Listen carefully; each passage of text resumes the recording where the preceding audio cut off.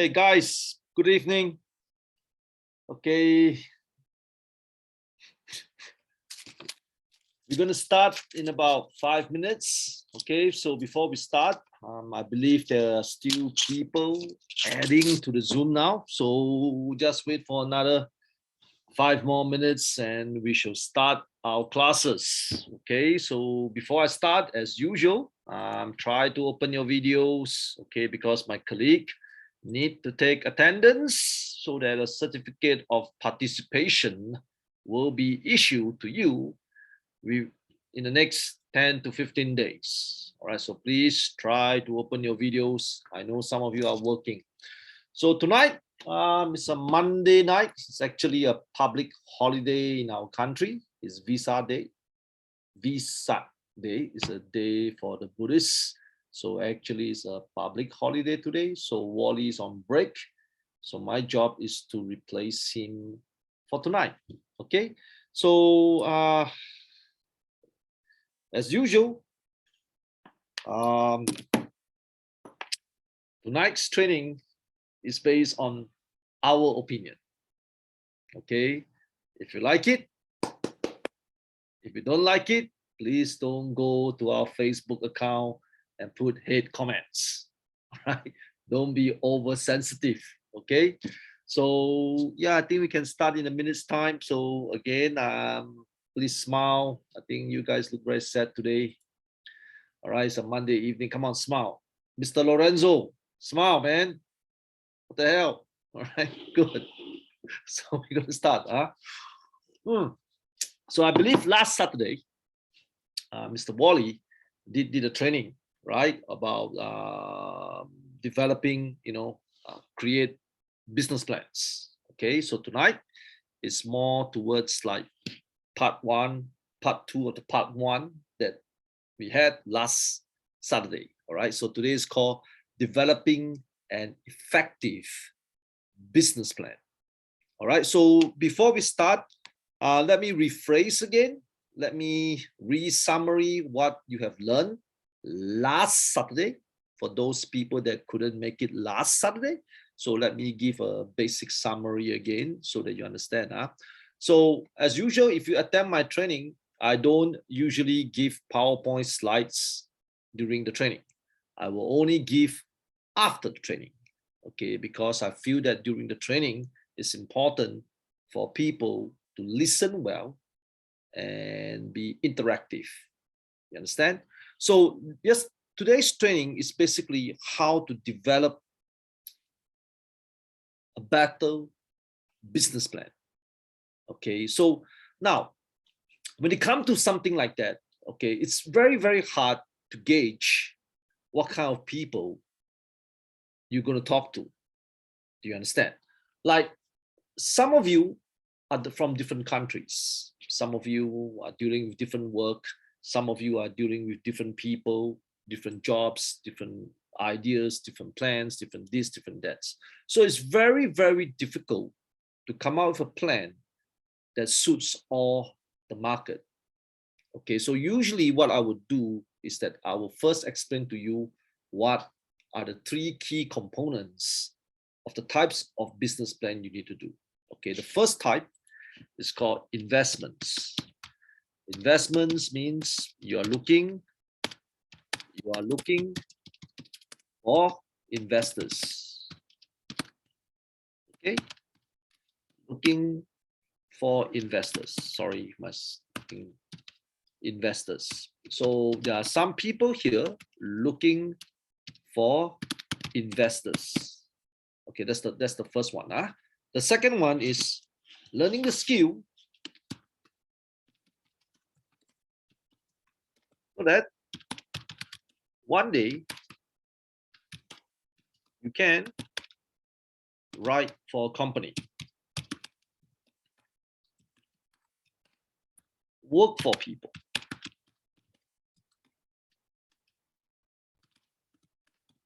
Okay, that's the second one. Learning the skills so that one day you can write for a company, meaning you're going to work for people, you're going to work for a boss, and you can write plans for the boss. Okay. Lastly, self-business. Self-business means it's your own business. A business plan is like a journal, a manual kit for you to do your own business. Okay, so a business plan is like, you know, you want to set up your own business one day and you want to have a manual kit for you to write from the beginning to the middle to the end, so that you can follow your own strategies, so you can follow your own structure to run a small business. Okay, now, when you come to business plans, it's hard to gauge. Again, it's hard to gauge the audience because the audience is huge. Okay, whether it's a uneducated man, whether it's an MNC company, whether it's a corporate guy, whether it's your parents, whether your friends, you know, so it's very, very difficult to gauge your audience of what kind of business plans that you're going to write. So usually what I would do is, you have to keep, for basics, you have to keep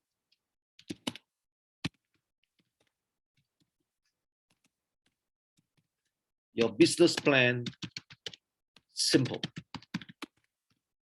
A lot of you have been taught to write complex business plan. Okay, complex. When you go to universities, you know, your lecturers have been teaching you how to write complex business plan. So this is something that I don't usually encourage, because the truth is, if your business plan is going to be below $1 million, you know, let's say if your business plan forecast is below $1 million, you don't have to write a complex business plan. Keep your business plan simple. Do you understand? Keep it simple. Do not try to write a Marvel superhero movie with your business plan. One of the biggest mistakes people made on writing their business plans is that they always write their plans like a story. You understand? More towards a story. And I mean, you're trying to create a movie out of the plan. Don't do that. That is one of the biggest mistakes young people today. Keep your business plan simplified, nothing complex. Okay, nothing complex. All right. So the key points, let me repeat again for the business plan. I'm not sure whether a lot of you attend the classes for last Saturday. So let's say if you don't, so I'm just going to do a minor summary. Okay, it's an effective executive summary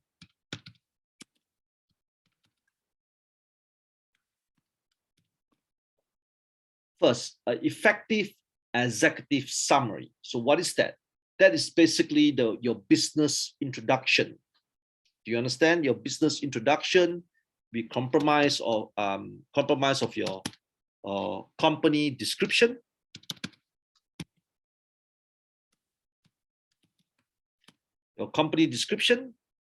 your products and services. So usually I will combine these three together as the first paragraph. Keep it simplified. So for example, if today Miss Mary Grace Le Ramos, you want to set a flower shop. Okay, let's say you want to open a flower shop in the Philippines. So usually what I would do is I'll keep everything in one paragraph, all three of them: effective executive summary, company descriptions, products and services. So what is effective executive summary? Now, to keep it simplified, it's why do you want to do this business?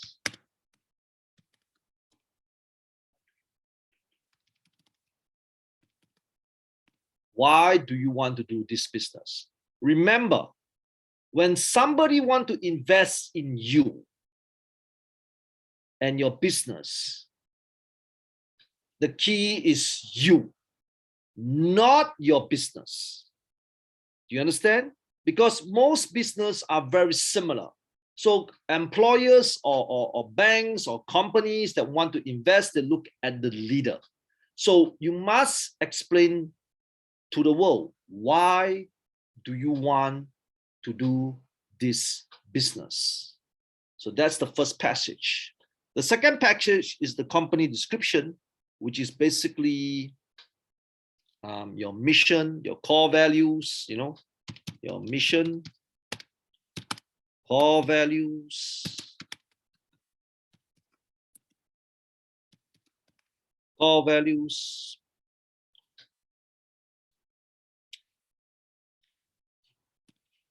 your management team, if you have one, or the people that you're working with, people you are working with. Example, if you have partners, if you have like advisors, like friends who's going to work with you, and perhaps your friends' expertise, like if you are a new startup, usually you will not have money to hire hundreds and hundreds of people, right? So maybe you can put a friend who is in coding or website creator, things like that. So you can put this as part of your team. So you have a description of their roles, their position, what they are good at, things like that. So the people you are working with. Okay. Next, it's your brief history. This under company description, brief history. So why did you get into this business? How did you get into this business? So there's a brief history, a short paragraph about brief history. So that should be a company description. That's all. Okay, product services. I think you know, right? Product services. So what are the product services that you want to have? You understand? So like, for example, like you're selling website designing, or you're selling flowers, or you're selling electronic goods, or maybe you're selling t-shirts, clothes, things like that. So these are very, very important key elements. So I repeat again, your effective executive summary, company description, your products and services, things like that. So you need to do this. So it's about 3 paragraphs tops. That's it. Remember, not all of you are at international level. So keep it simple first. You can start practicing by having an imaginary business, like a business that you really, really want to do a long time. Like maybe financially you're not strong, or maybe you don't have the time to do it. So this could be a simplified one. So do a simplified one, 3 paragraphs to explain all these things. Okay. Now, next point,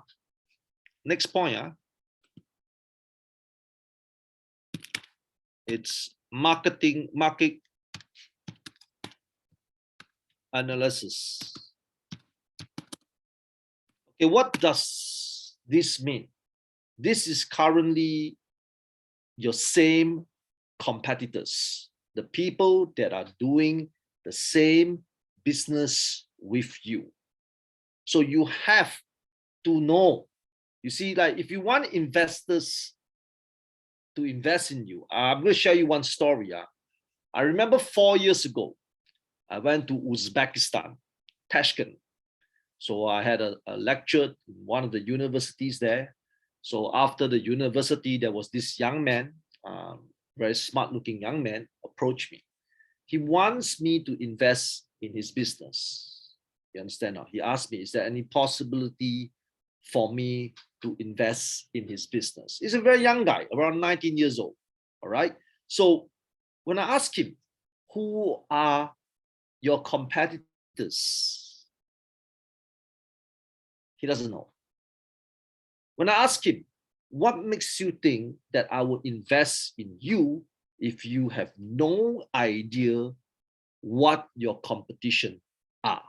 So obviously he keep on telling me that he has this great idea, this brilliant idea. I said, your brilliant idea is not going to work when you do not know what people are selling at what price point today. Do you understand?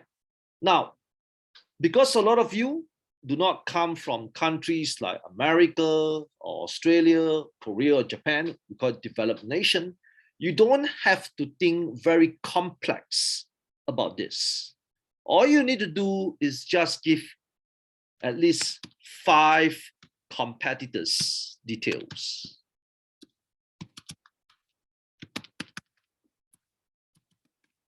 Okay, 5 competitors details. So A detail, B detail, C detail, D detail, E detail. That's all. Keep it simplified. 5 competition, the name of the company, what they're selling, at what price point, you know, things like that. Just 5. All right, don't don't be a superstar guy by trying to research the whole country. You can't. All you need to do is just keep it simplified. 5 competitors that are doing the same business like you. That's all, just 5. Just keep it simplified. How much they're selling, why they're special, how much they're selling, why they are special. That's it. This is how you should start market analysis first. Do not, I repeat, do not go for complex things. And try not to use Google search, because a lot of people, when they use Google search for answers, those answers might not be correct. You understand? So stick to your competition company, go to their website, get their details from the website, and based on these 5 competition, create your data.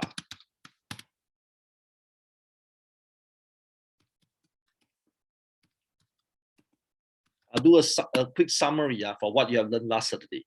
So create your data. So example, if you have A shop, B shop, C shop, D shop, E shop, right?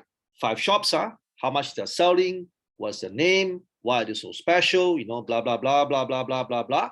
And then do a simple format on the bottom saying that this is what you should sell. This is how much your value is. This is what's so special about you. Do you understand? So create a data of your price, your specialty, like why is your product special?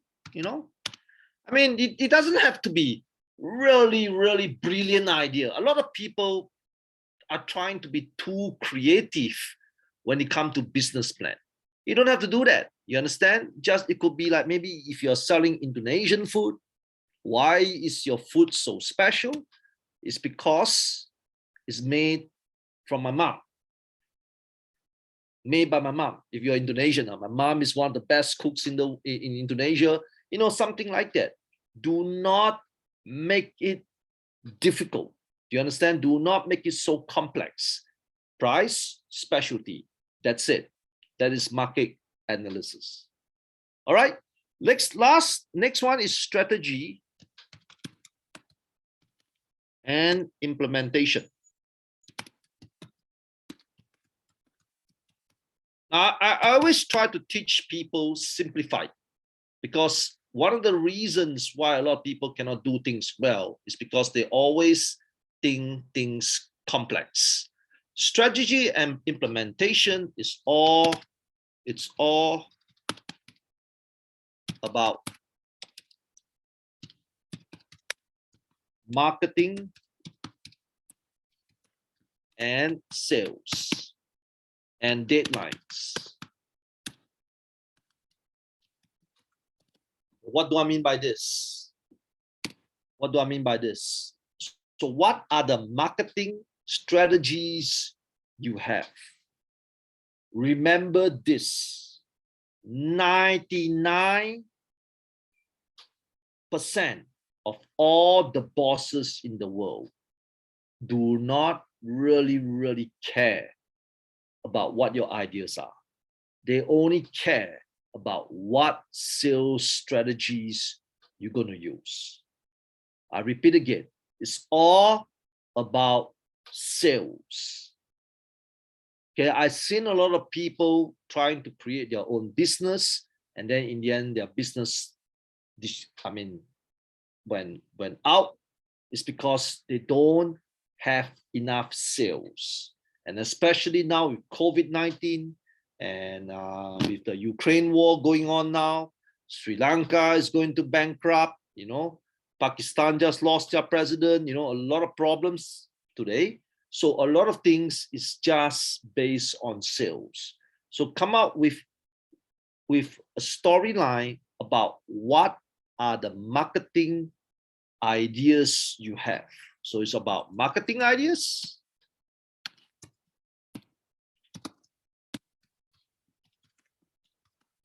It's all about marketing ideas, it's all about marketing strategies like Facebook, Instagram, Twitter, TikTok.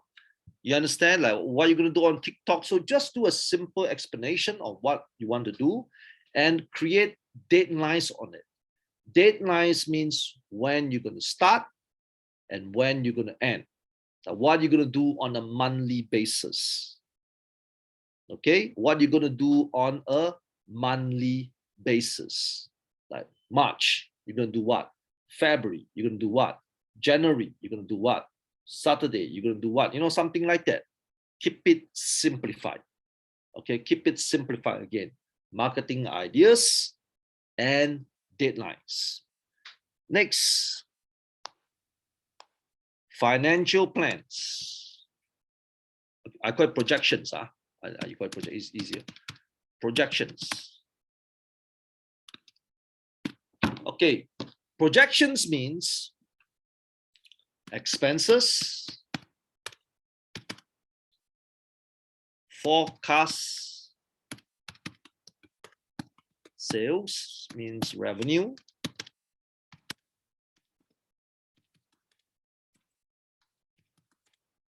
equal to profit or loss.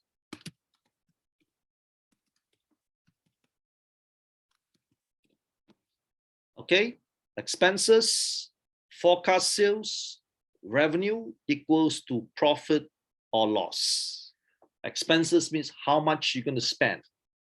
Your salary, maybe some staff salary or no staff salary, electrical bills, rental, photocopy machines, things like that.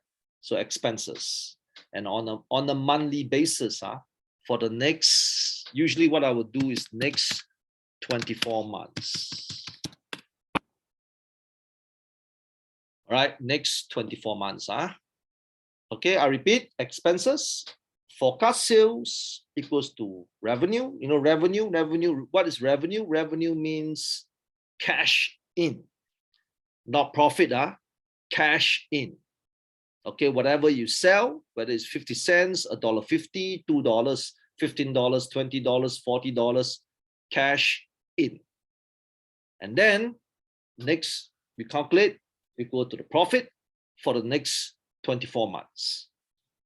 Now, as you can see, my business plans is very simplified. I repeat again, so that executive summary. Why do you want to do this business? Of course, you do a company description, some description about your products and services, right? A brief history, market, just put a few competitors, this, That's it. You know what happened?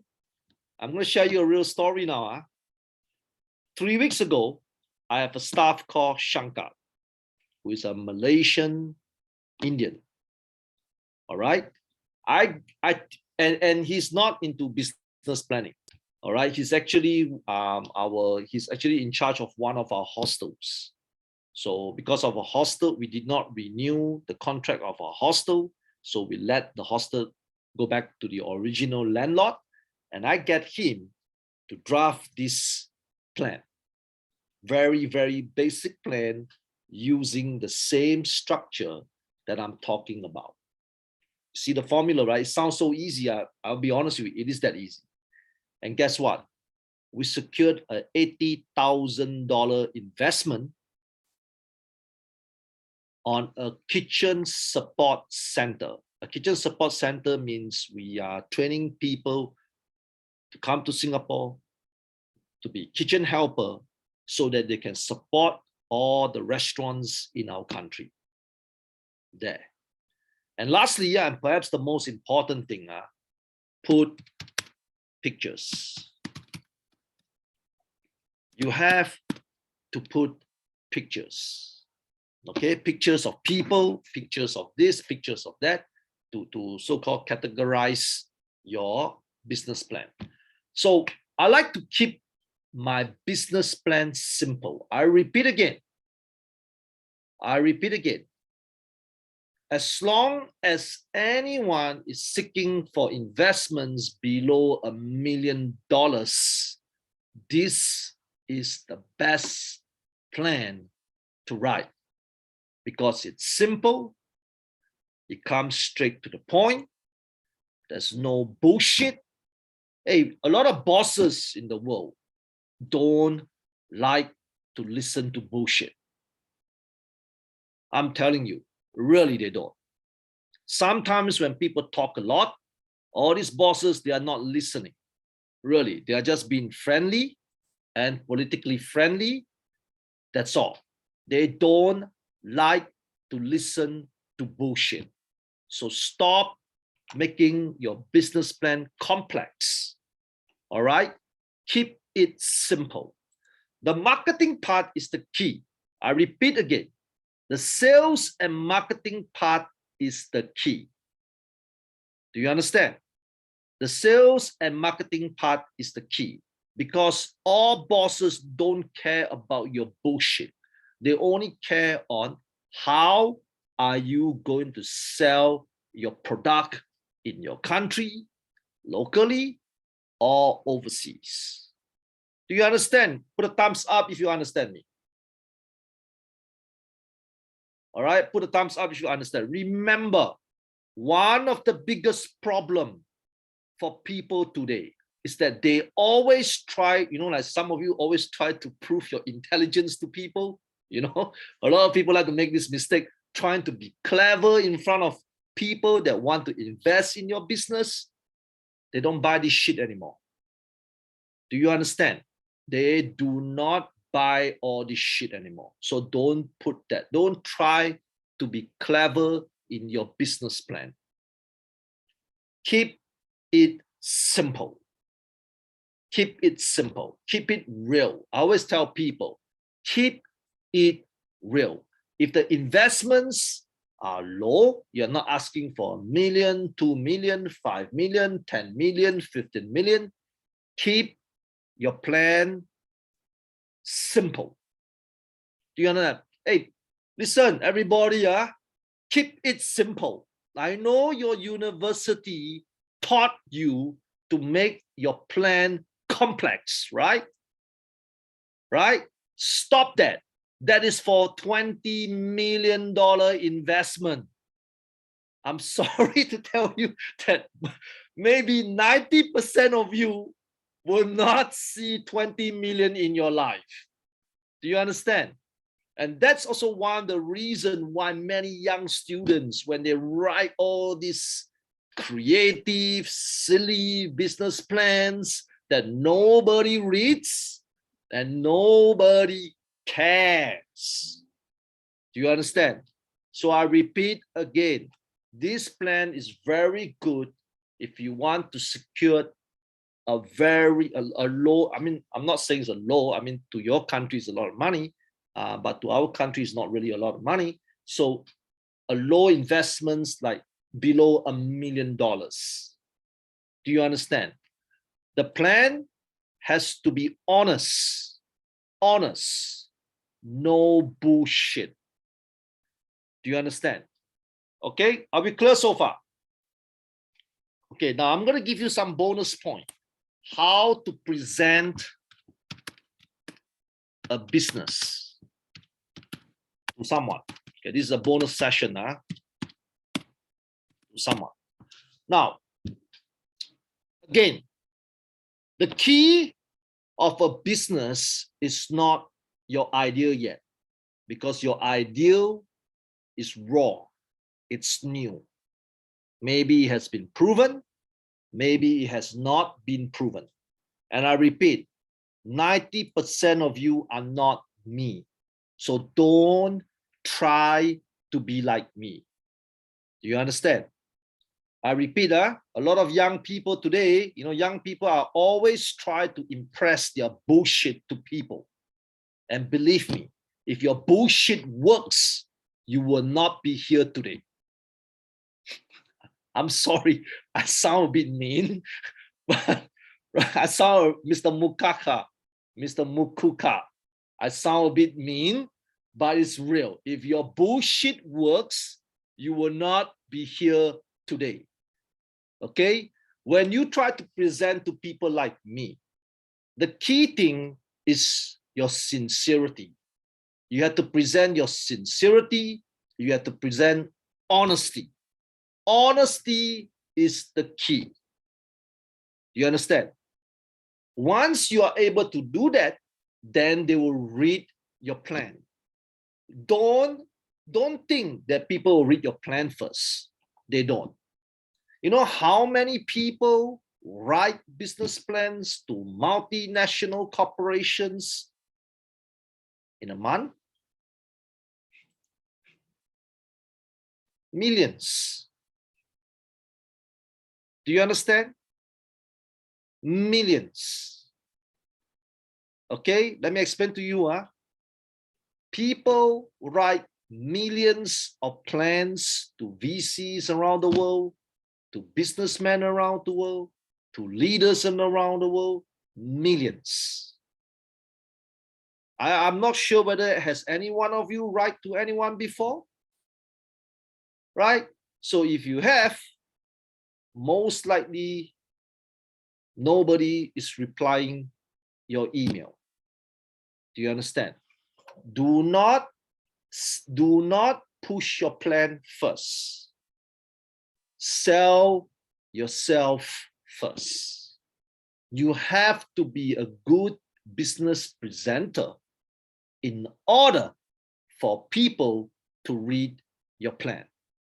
So I'm going to give you a few good examples. Now, I see there's a lot of people here today, right? Some of you are from Myanmar, some of you are from Africa, some of you are from the Philippines, etc., etc., etc.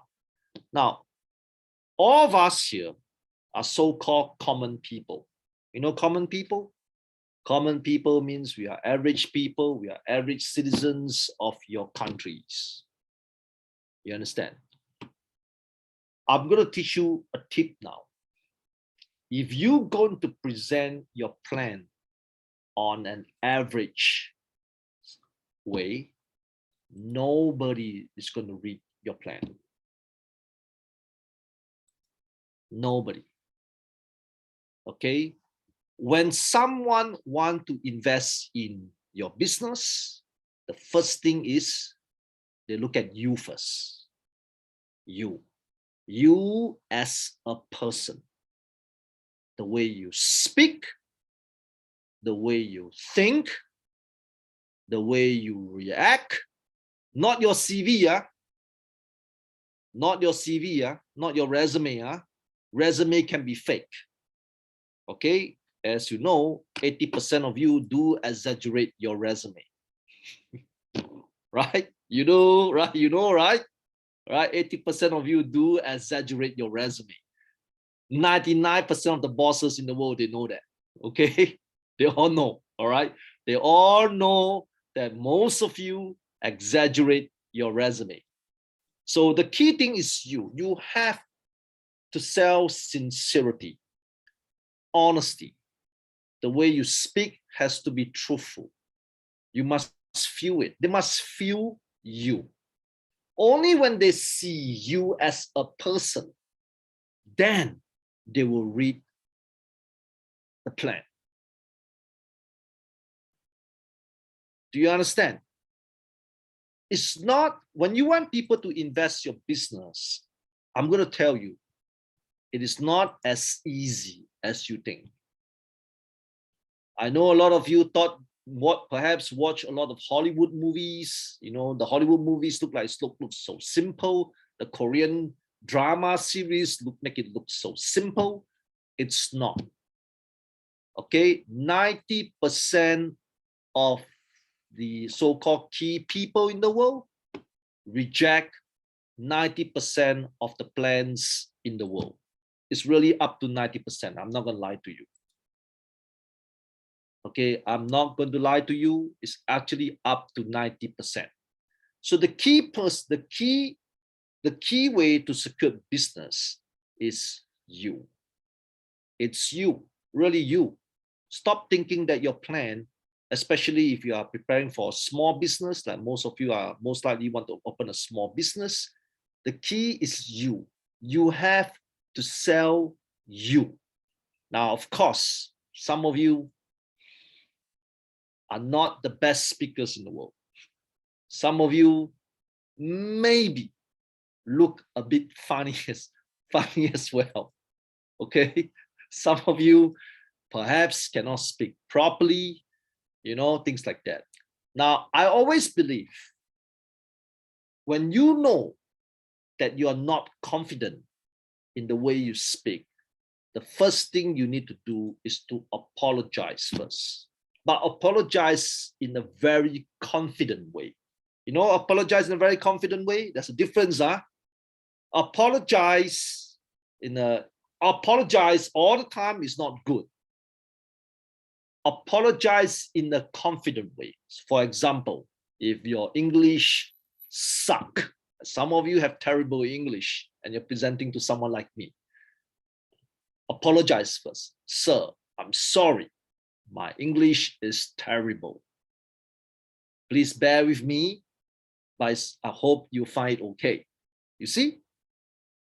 You understand? I sound confident, but I'm prepared. I'm preparing the investors that, you know, I have shortcomings as well. So that means what? That means honesty. Do you understand? You remember this, if you want people to dump $50,000 on you, you better look honest, you better talk honest, you better be honest. Especially in today's world, there are so many scams going on, and there are so many savvy investors. Investors are not dumb anymore. Huh? They're very, very savvy. Do you understand? So honesty matters a lot. And then your mannerism is important as well. Mannerism means, you know, I'm trying to speak to you with limited English now. Did you see that? You know what I'm trying to do? This is not how I talk, but I'm trying to talk like you in the limited capacity of English. But your mannerism have to be confident. It's okay to have terrible English because your first language is not English. There's nothing wrong with that. You understand? There's nothing wrong with that, but make sure your mannerism is tight and confident. Tight and confident is important when you talk to people. Don't try to impress people where you have no idea what you're talking about. One of the so-called failures that I see in terms of a business presentation is you are trying to outsmart your investors. There's a reason why he has 50 million and you're broke, right? There's a reason, huh? So don't try to outsmart your investors. Don't try to overcome, you know, the words, you know, the sentence when they throw you questions. If you do not know how to answer, just say, I'm sorry, I do not know the answer. You understand? remember, you are securing a small investment. You must seem hardworking. Hardworking is the key. I'm an employer. I hire hundreds of people in my organization. My staff, Mr. Akmala, can you wave at everybody? Okay, that's my staff from India. His English is terrible. Seriously. Man, his English is terrible. Really, really bad. Okay. And I don't even know what he did in his last job. I swear. Seriously, when I hire him, I swear my mom, I do not know what he did in his last job. And I don't even know how old he is.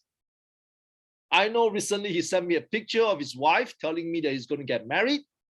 Okay, that's what he did. I don't even know how old he is. This is a true story. I have no idea. I don't even know what major he has. Do you know why? You want to know the real reason? Because to me, the key thing in terms of work and business is hard work. Hard work. A lot of employers today and businessmen today, they know you guys are smart. They know that you guys can talk well. They know that you guys can, think differently. But what they really, really want is character and hard work. So if you want me to invest $50,000 into your project, $100,000 into your project, they look at you. They don't look at your plan. Do you understand? So when I look at Akmala, I don't look at his experience. I look at his character. I look at his character. I don't look at anything else. You understand?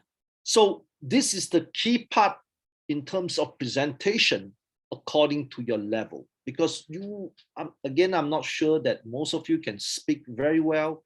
I'm not sure that most of you can do jokes or make people laugh or being charismatic, because not everybody have this set of skills. So based on your level, this is what I need you to do. I need you to present honesty. Honestly, you must show to people that you have character and you are willing to work hard to make this business well. So when you do that part, most investors will read your plan. And why I tell you your plan cannot be over smart or over savvy or over intelligent, that's what you learn in school. It's because the bosses are not looking for that. The bosses are looking for honesty. I repeat again, honesty.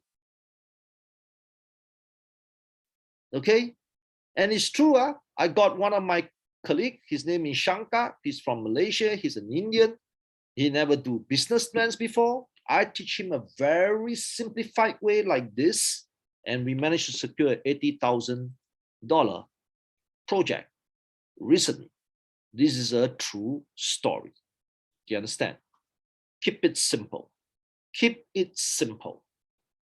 People look at certain things. They look at the money, they look at this, because the business plan is not to secure investments. Do not think that business plans are Harry Potter wands. You know Harry Potter wands? You know Harry Potter? You know Harry Potter? The movie Harry Potter? And then poof, magic comes out. No, don't be stupid.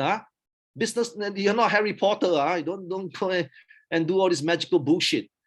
The business plans is to create curiosity so that the people will come back to ask you more questions. Do you understand? You understand? That's why I'm telling you, don't think that business plans are very, very simplified. You just email and then people will just give you $1 million like that. If you think it's like that, that means you are the dumbest person in the world or the smartest person in the world. Smartest person means you create something that has never been seen on this earth and is magical. 10% of the world, okay? 10%. 90% of you are not that smart, all right? So remember, your plans have to be clean, crisp, a bit unique in terms of the figures and everything, to make sure that it has to be the truth. It cannot be exaggerated. It cannot be this. It cannot be that. And I promise you, people will talk to you. Talking to you does not mean that you are closing the deal. I repeat to everybody again. I met thousands of people like you with thousands of business plans. Business plans is like flowers giving to a girl. Do you understand? Remember the first time when you date a girl? Remember the guys here? Can you remember? You can remember, right? You wear a nice suit or maybe a nice clothes. You do a nice present, a nice flowers to create curiosity. The closing is not at the business plan part. The closing will be at the second meeting where they will ask you questions about your plan. So this is how I close small businesses in Singapore, Malaysia, Philippines, Vietnam, because it always worked. I have another plan with one of the big university in Dong Nga, Vietnam. Same thing. We managed to do a simplified plan. Okay, and now the chancellor is inviting me to go to Dong Nga to go for the final negotiation. Business plans are not supposed to be complex. Do you understand? Especially if your investment is below $1 million. So let me rephrase again. This is very important. Learn how to sell yourself first. Sell yourself first. Because if you can't sell yourself, nobody will read your plan. We live in a world that is biased, prejudiced, sexist, racist. This is the truth. Okay? When people look at Filipinos, some investors will look down on Filipinos. When they look at you, some of the investors will look down on you. This is how the world works today. Remember that. Okay, that's important. So do not think that your business plan is a hot seller. A business plan is just a strategy to get people to continuously talk about your business. Do you understand, guys? Because business always change. Like last year, we have COVID, the plan changed. This year, we have the Ukraine war, the plan changed. Do you understand? So I repeat again, so that everybody understand, the first component, it's you. You must be able to learn how to sell yourself first, followed by a very honest, structured, simplified, sincere plan, which I've just laid out the key points to you earlier on, right? And the plan is to secure for more meetings in the future. More meetings. The key is to create more meetings. That's the tip. People don't understand. The more meetings you have, the more you can close the deal. Nobody in the right mind will just give you 100,000, 50,000, 200,000, 500,000, 600,000 after one plan. If you think that will happen, I mean, sometimes it happens, 5%. 95% of the people will not give you anything. The plan is to secure more meetings. It's not about looking for yes, business plans are not about looking for yes.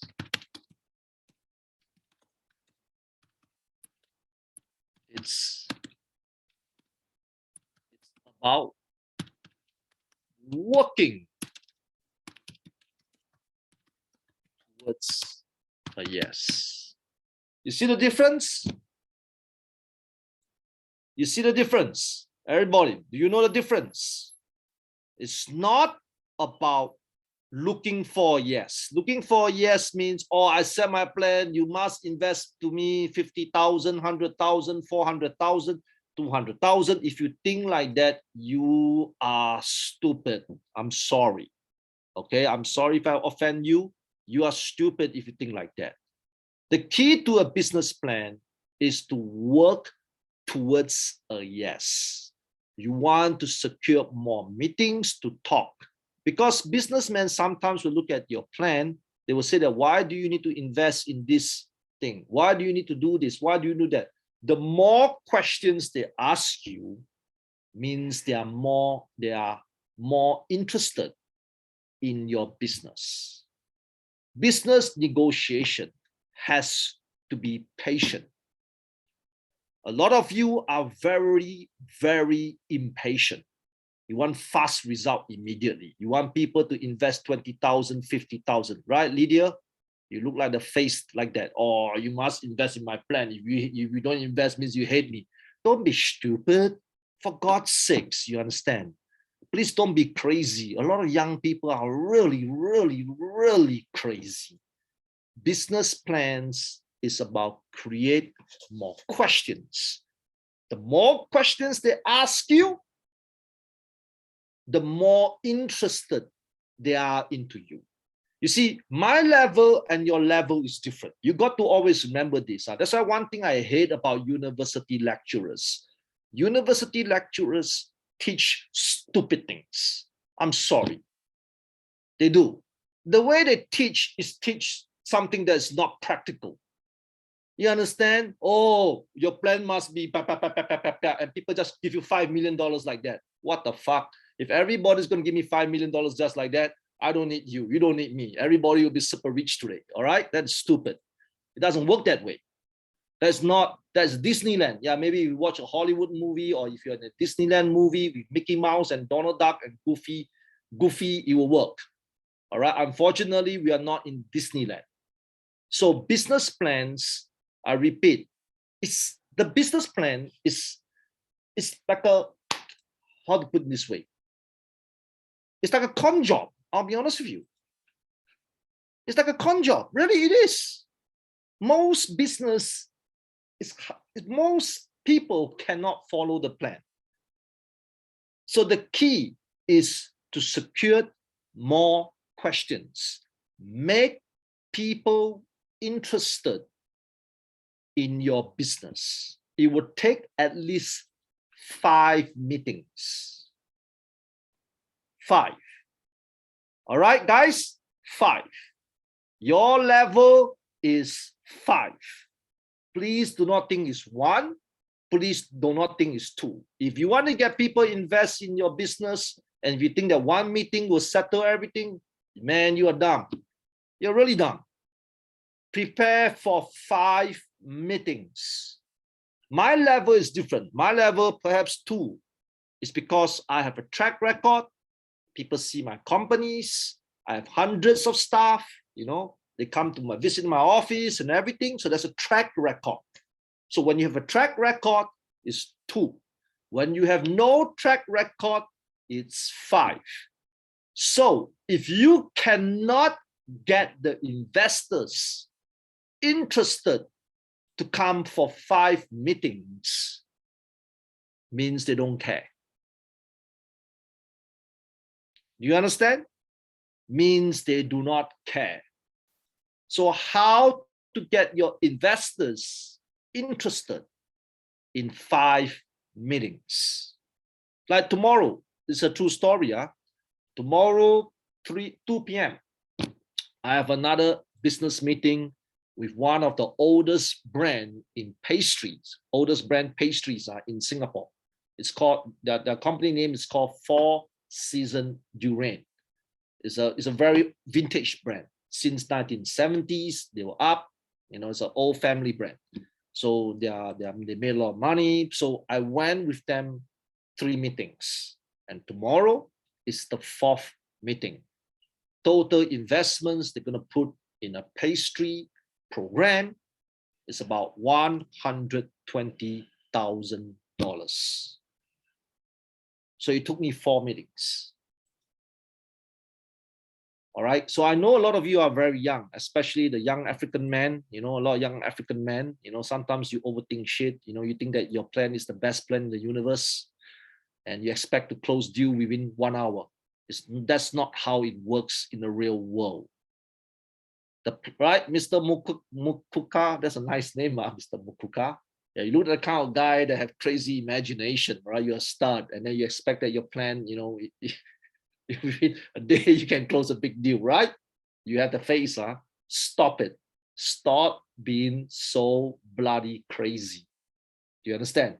It will at least take 5 meetings. The key is to get the people interested in your business 5 times. They must come for at least 5 times. Business plans are not magical wands that you learn from university. From university, they tell you come a plan, people dump you $50 million. That's bullshit. It never happens. Business plan is not a magical wand. Business plan is basically something that keep people interested. The key is to keep people interested. Now, how are you going to do that? Now, obviously, there's a lot of people here with different business ideas, so it's very, very difficult to tell you what kind of plan suits you. But the key is to keep people interested. If you cannot keep people interested for 5 meetings, to come back for 5 meetings, nobody is going to invest in you for 50,000 or 100,000 or 200,000. Do you understand? So these are the so-called strategies that I always teach people that really want to do a small business that requires a small investments.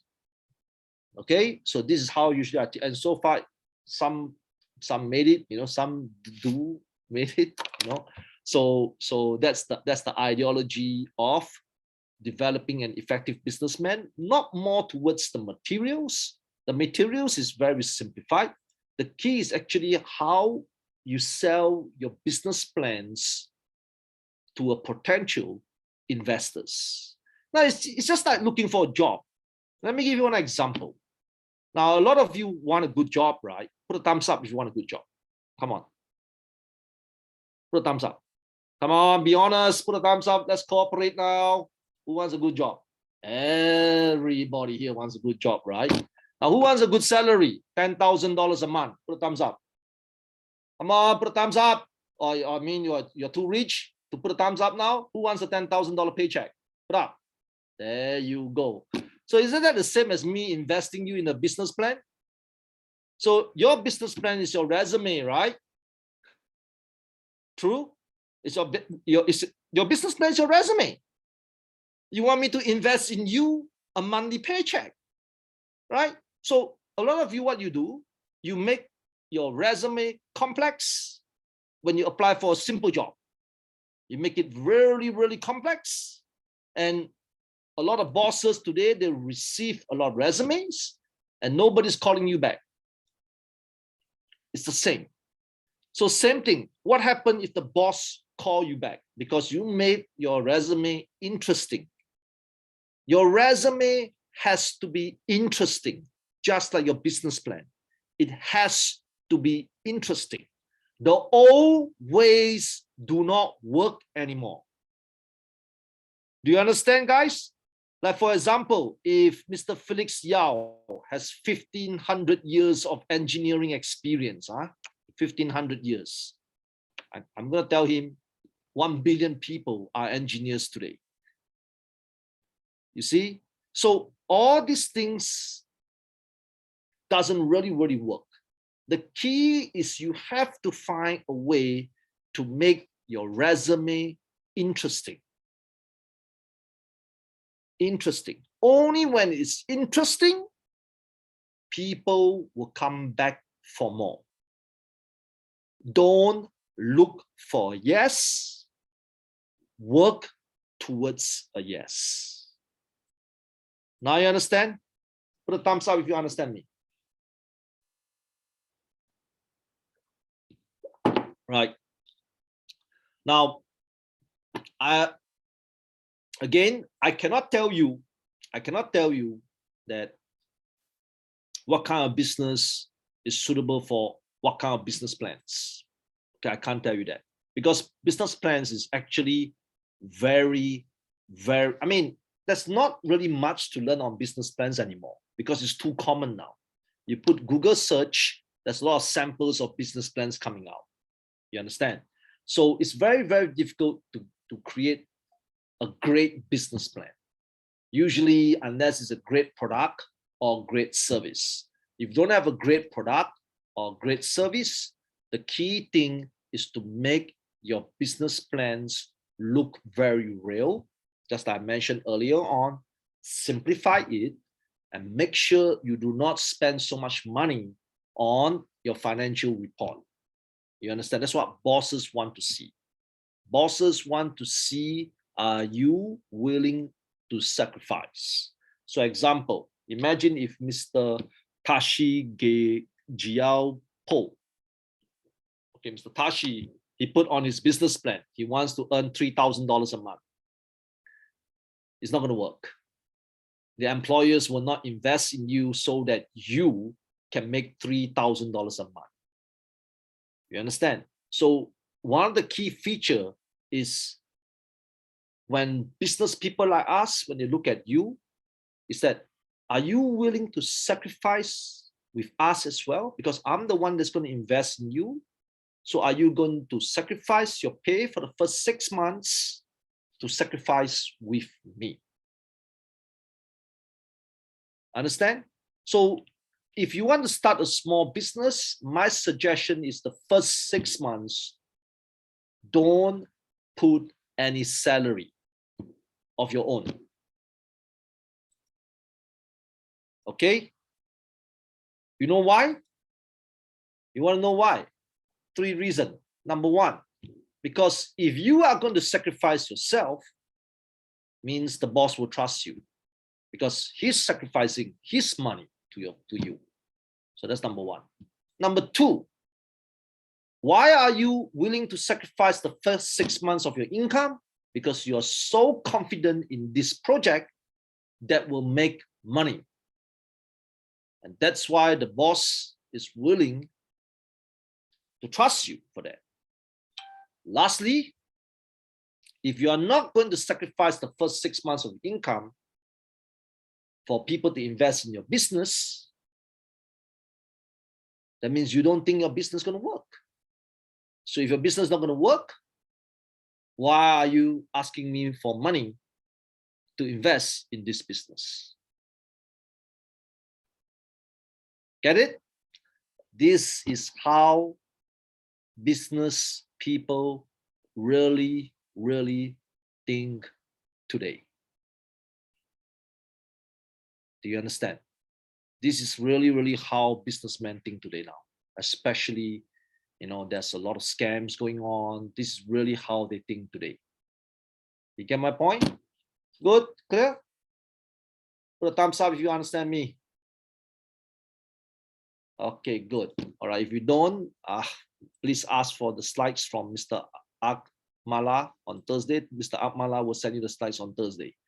Okay, so moving along, I think this is a very interesting subject. So usually what I would do when it comes to interesting subject is to do more case studies and more FAQs. Case studies means like I'll tell you some of the things that I went through, and I'm going to give you a lot of time to ask me a lot of different questions. So let's talk about case study first.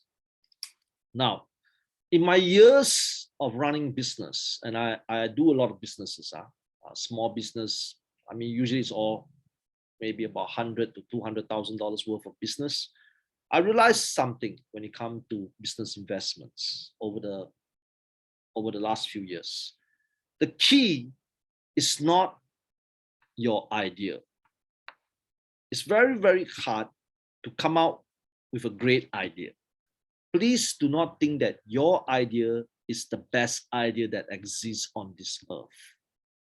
Most business ideas today are what we call common ideas, like setting up a restaurant, setting up an online shop, maybe setting up a flower shop, a small factory, selling t-shirts, things like that, So these are the usual, we call it recycle business ideas. Recycle business ideas means it has been launched in the market before, and you think that you want to do the same thing, just maybe a different way. So this is called recycle ideas.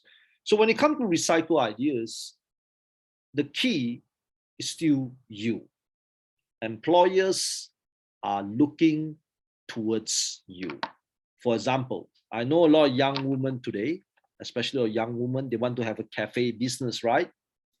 Ladies, yes or no? Right? Mary Joy, you look like the cafe, you have a cafe face, want to have your own cafe, something like that, right? So most ladies today, they want to have a cafe business. So there are so many cafes in the Philippines, there's so many cafes in Vietnam, there's so many cafes in India. So why is your cafe more special than the other cafes? So usually when I talk to people in terms of getting business investments, I don't sell the idea first. I sell myself. Because only I can make my cafe better than the rest. You see the difference? The cafe is not going to be better than the rest by itself. So the investors will look at you because you are the person that is going to run the cafe. You see, so a lot of people like to make these mistakes when they ask for investments, is they're trying to shift the focus of the investors into the business and the business plan, but not the person.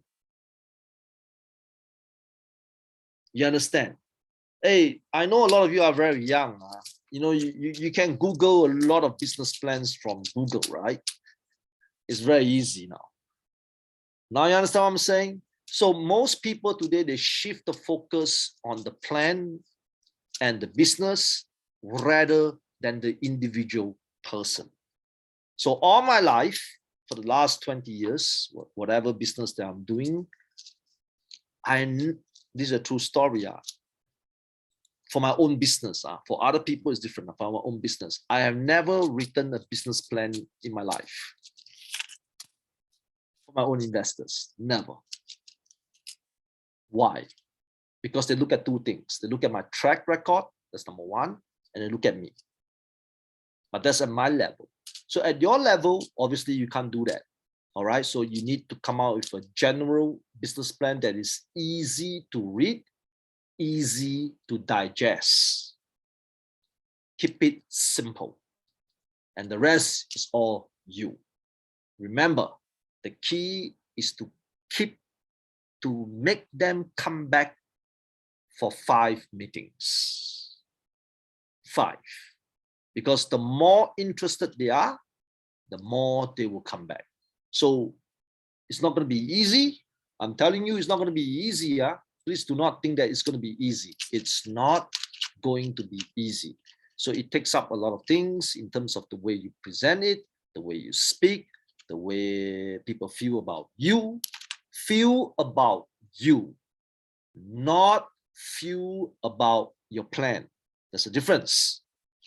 Feel about you, not feel about the plan. Understand? Your professors teach you to feel about the plan. I repeat again, if plans can solve your money problem, a lot of us will not be here today. You understand? a lot of us will not be here today. So let me explain one more time. They must feel about you. You comes first, followed by your plan. That will let them come for at least 5 meetings. Be patient. Let them ask you a lot of questions. And sometimes if you cannot remember the answers, or you don't even have the answers, just be honest. Just be honest with them. All right, I don't have the answers yet. Let me do a research and get back to you. Don't try to impress the investors with answers that you are unsure of. Okay? If you fail, it's normal. Let me explain to you, for those people that want to do business now, if you fail to get an investor, that's very, very, very normal. Do you understand?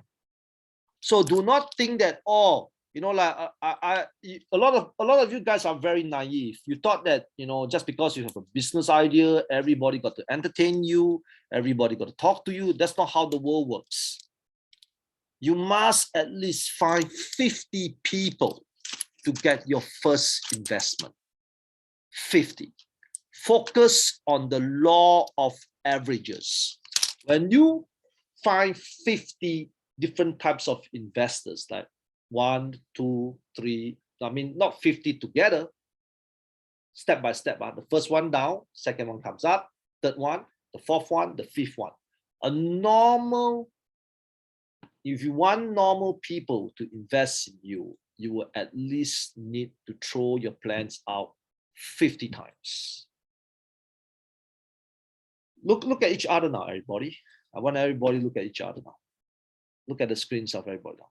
Now, would you want to pass Mr. Angelito $50,000? No. Would you want to pass Mr. Henry Levy $100,000? No. Would you want to pass Miss Abigail $100,000? No. Would you want to pass Mr. Gaisha $200,000? No. Would you want to pass $20,000 to Miss Nurila? No. Would you want to pass $40,000 to Miss Mitch? No. Now you understand? This is the real world. This is how the real world works. So an investor, when he look at you, it's like a stranger. Just like you look at each other, you are strangers. So you are not going to dump $50,000 because of a plan. Your plan is just like a bait. To close the order is the 5th meeting. It's not after the business plan, it's after the 5th meeting. You must see the person at least 5 times. The more they see you, the more interested they are. So business plans have to be simplified and interesting, not in jargon words. Like some of you write like a dictionary on a business plan. That is not for our level. Maybe if you work at Google, or maybe you work at Samsung, that's different. So if you have the opportunity to write for Samsung and the opportunity to write for Google, that's at a different level.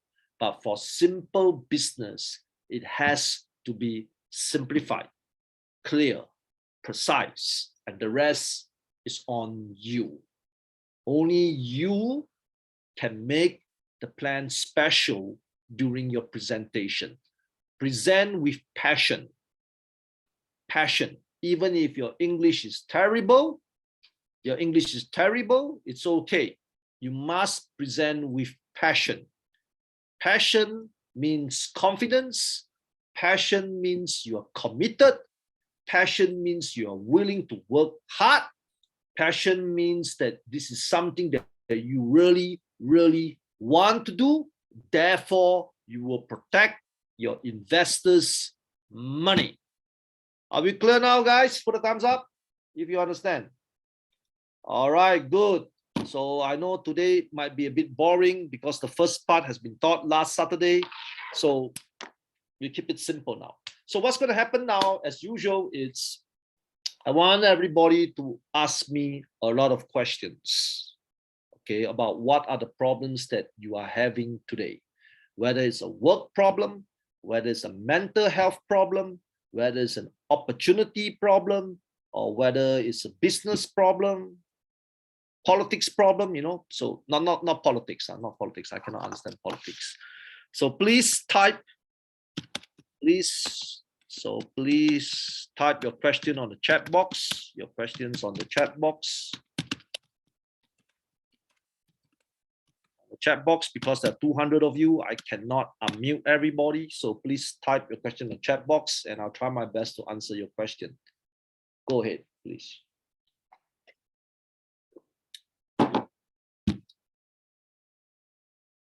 Don't be shy, huh? I'm late, I'm sorry. It's okay. Next time, don't be late. What made business to collapse? Okay, now, Mr. Michael. Now I'm talking at a small business first. I don't talk about big business. I don't talk about Samsung or Apple or this kind of company. We don't talk about that first. I'm talking about small business.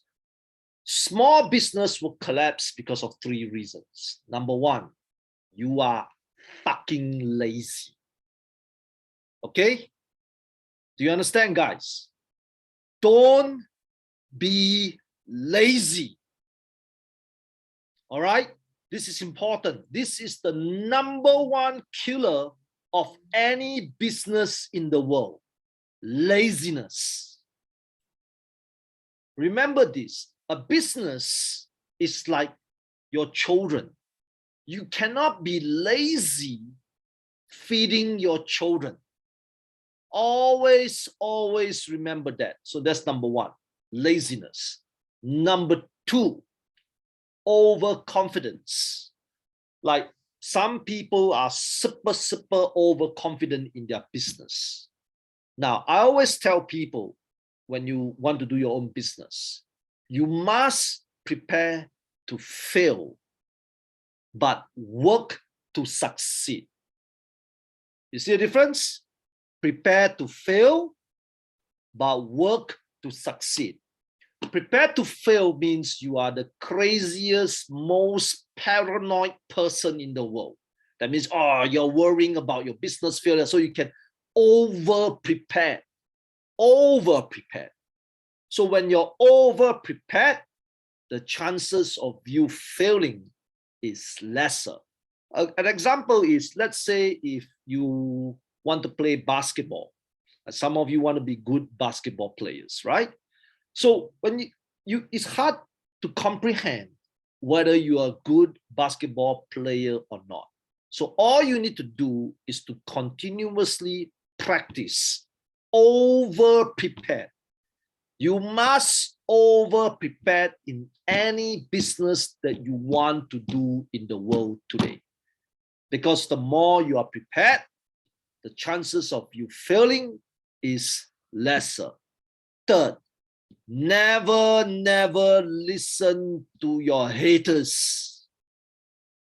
Understand that I'm sorry to say there are a lot of people today are super jealous, super envious, super bullshit. So never listen to haters. Fuck them. They're not giving you money. A lot of people will because you see, one thing bad about people today, people don't like to see people successful. That's the truth. They hate it so much because they are not. So they want to pull you down to their level. This is how shitty people are today.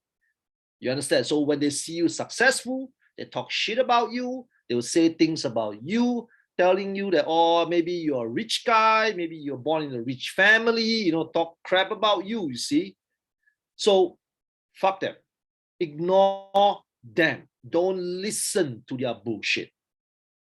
Okay? They're not going to marry you. Understand? Miss Zibek, they are not going to marry you. Okay? If it's a woman, you're not a lesbian. You don't need her love. You understand? So stay focused. So these are the 3 key things of how small business fail. Okay?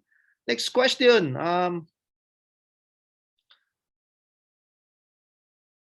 So how can we start the job?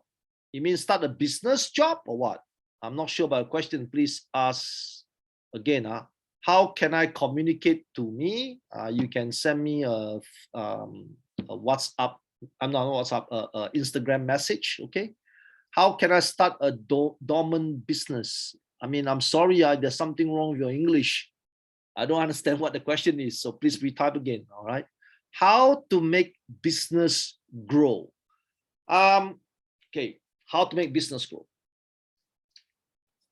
This is what I do all the time. Okay.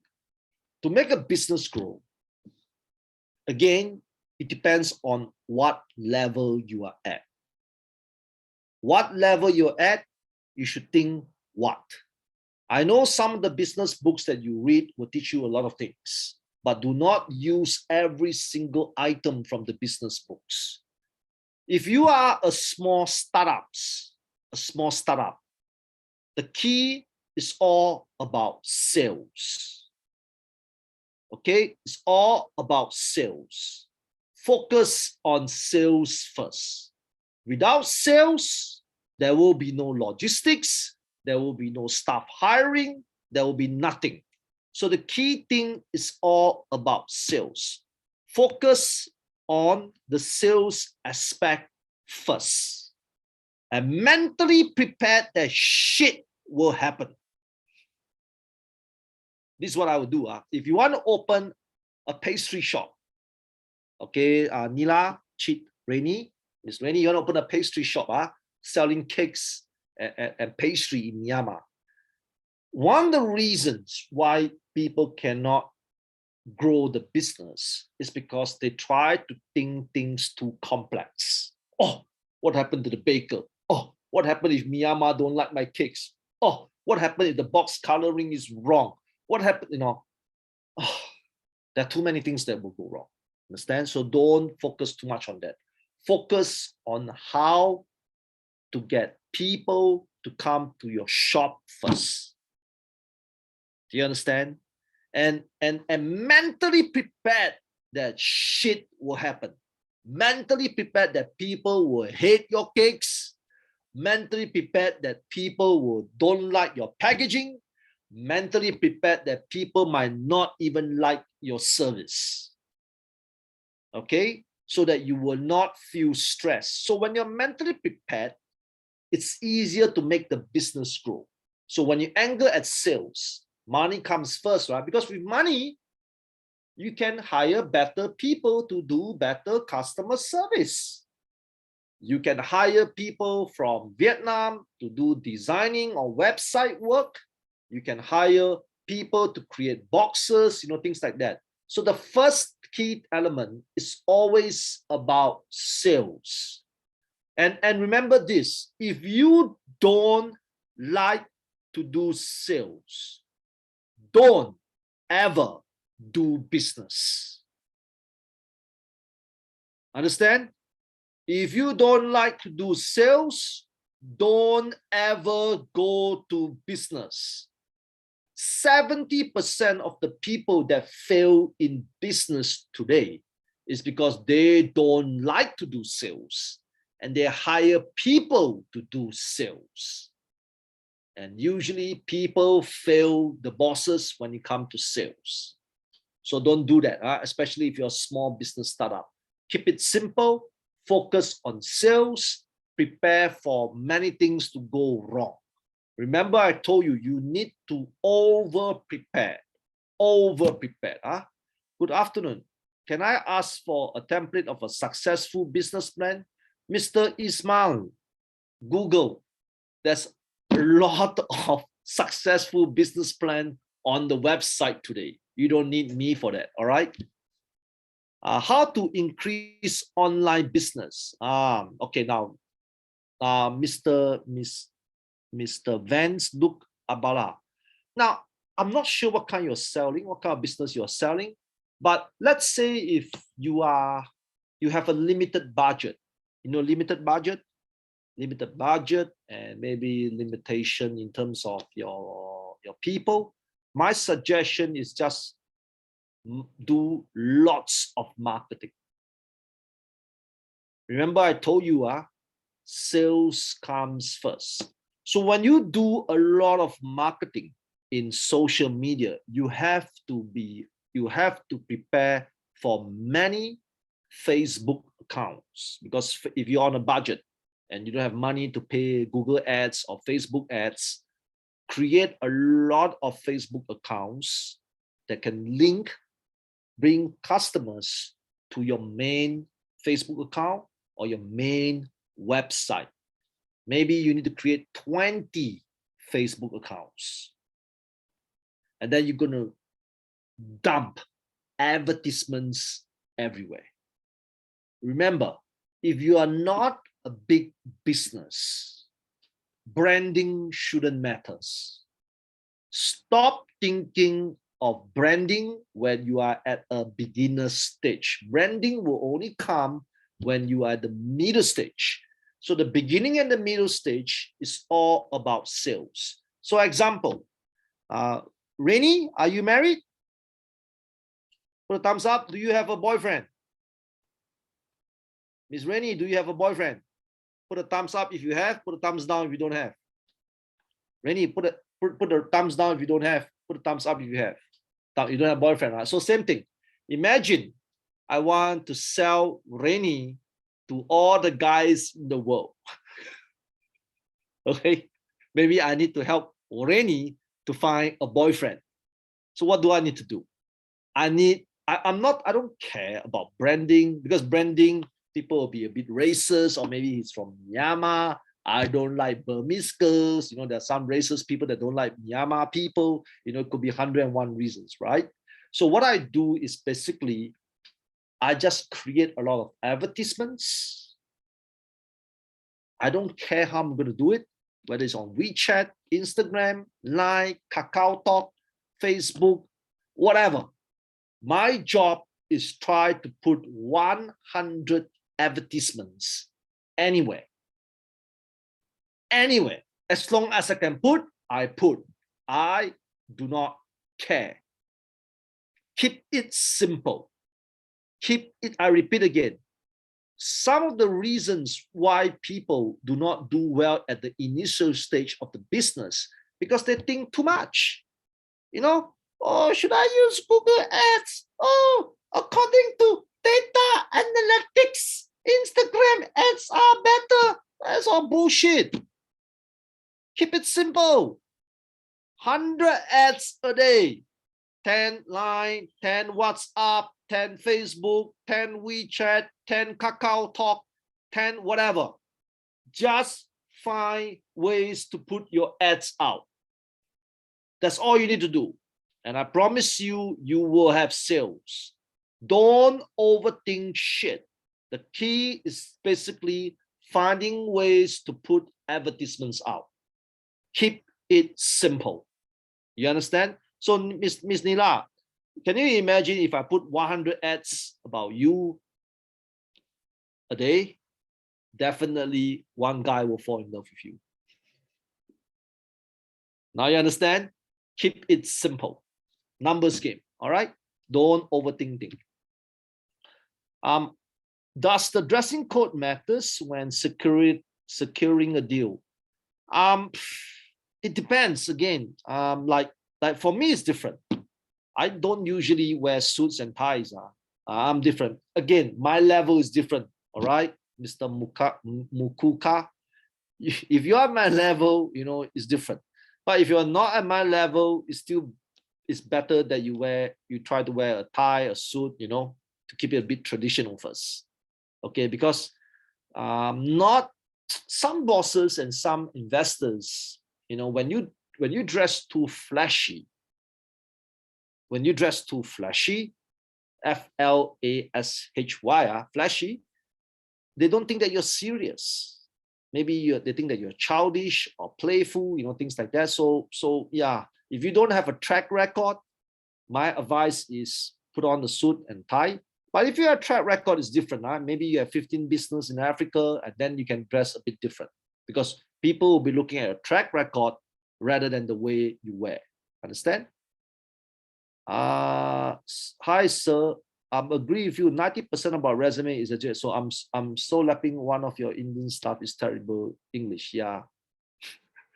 How can I balance my business income and expenses? Mr. Terrence, again, it depends on how big your business is. At the beginner stage, if you are at the beginner stage, learn how to sell first. Okay, let me explain to you how. So, example, I'll give one good example. Maybe Miss Lily Beth. Miss Lily Beth, you want to sell maybe pen. All right, sell pen. You have a lot of pens in the Philippines and you want to sell pens to the public. So if you're a new startup, my advice is do pre-order first. Pre-order means you don't spend money on inventory, you don't spend money on staff, you don't spend money on anything. So the first 3 months of your startup, you put the word pre-order.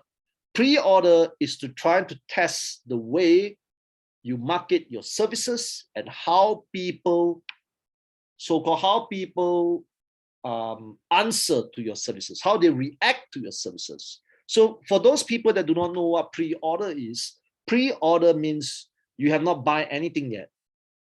Okay, you have not make any pens yet. Maybe you don't even have a pen. You just create one pen and you try to pre-order it. Pre-order means people look at your pen first, they will order now and pay later. So the key of a new business startup is to find 100 ways to sell things without spending money. So pre-order is a good way to do it. So example, if Rainy want to sell cakes in Myanmar, you just make one cake first, but you don't bake a lot of cakes. You do a few pictures, do some photoshops, things like that, and make sure you know how to do the cake exactly like the pictures on the Photoshop on the pictures. Make sure you must be the real. You must be able to do it. So you get a pre-order first. Try to find different ways to see which way is the best way. You understand? And usually for most business in the world, when it comes to medium size, the expenses have to be at least 70% of your revenue. 30% should be profit. Okay, if you are at the middle stage, at the middle stage. Do you need to have an established business first before writing a business to investors? The answer is no. It's not true. That's not true. You understand? That's not true. It's just that when you have an established business, it's easier to sell to investors because investors see your track record. Because when you are a new startup, people cannot see anything besides you, right? Because you have no business previously and you don't have office, you don't have anything. So the key thing is they look at you first. So you don't have to have an established business first before writing a plan. But it's harder to secure an investor. I'm not going to lie to you. It's harder if you don't have an established business. That's why I always tell people to look for more investors first. Some of our business, you cannot do them online. So how are we going to go on with those as the market is going digital? I'm not sure what kind of business you're selling, Mr. Ismail, but let's imagine that if your business is maybe, I don't know, repair cars, I don't know. I'm not sure what kind of business you're in. But let's say if your business cannot be done online, my suggestion is do surveying. Surveying is a good way to get business. Surveying means talk to people in terms of asking them a set of questions. Like maybe if I want to sell car cleaning services, okay, so I'll talk to Mr. Mukaka and ask him, hey, do you have a car? What kind of this, blah, blah, blah, blah. Just like a survey, a normal survey. And your job is to collect data of clients so that your team can call the clients later. You understand? So if you cannot market your services online, my suggestion is to find ways to capture data. Now, maybe if you're selling baby goods, so baby goods is for women, and I mean for men and women that are married, because usually men, when they're married, you have children, right? So find a way to collect their data. It could be a question, it could be a survey, it could be anything, so that when you have their data, on data you can put like age, married, whatever, all these things, and then that itself is a customer base, so you can get your team to call them after to promote your services. Who do you present your business to someone you have not met or seen, and how can you win his or her trust?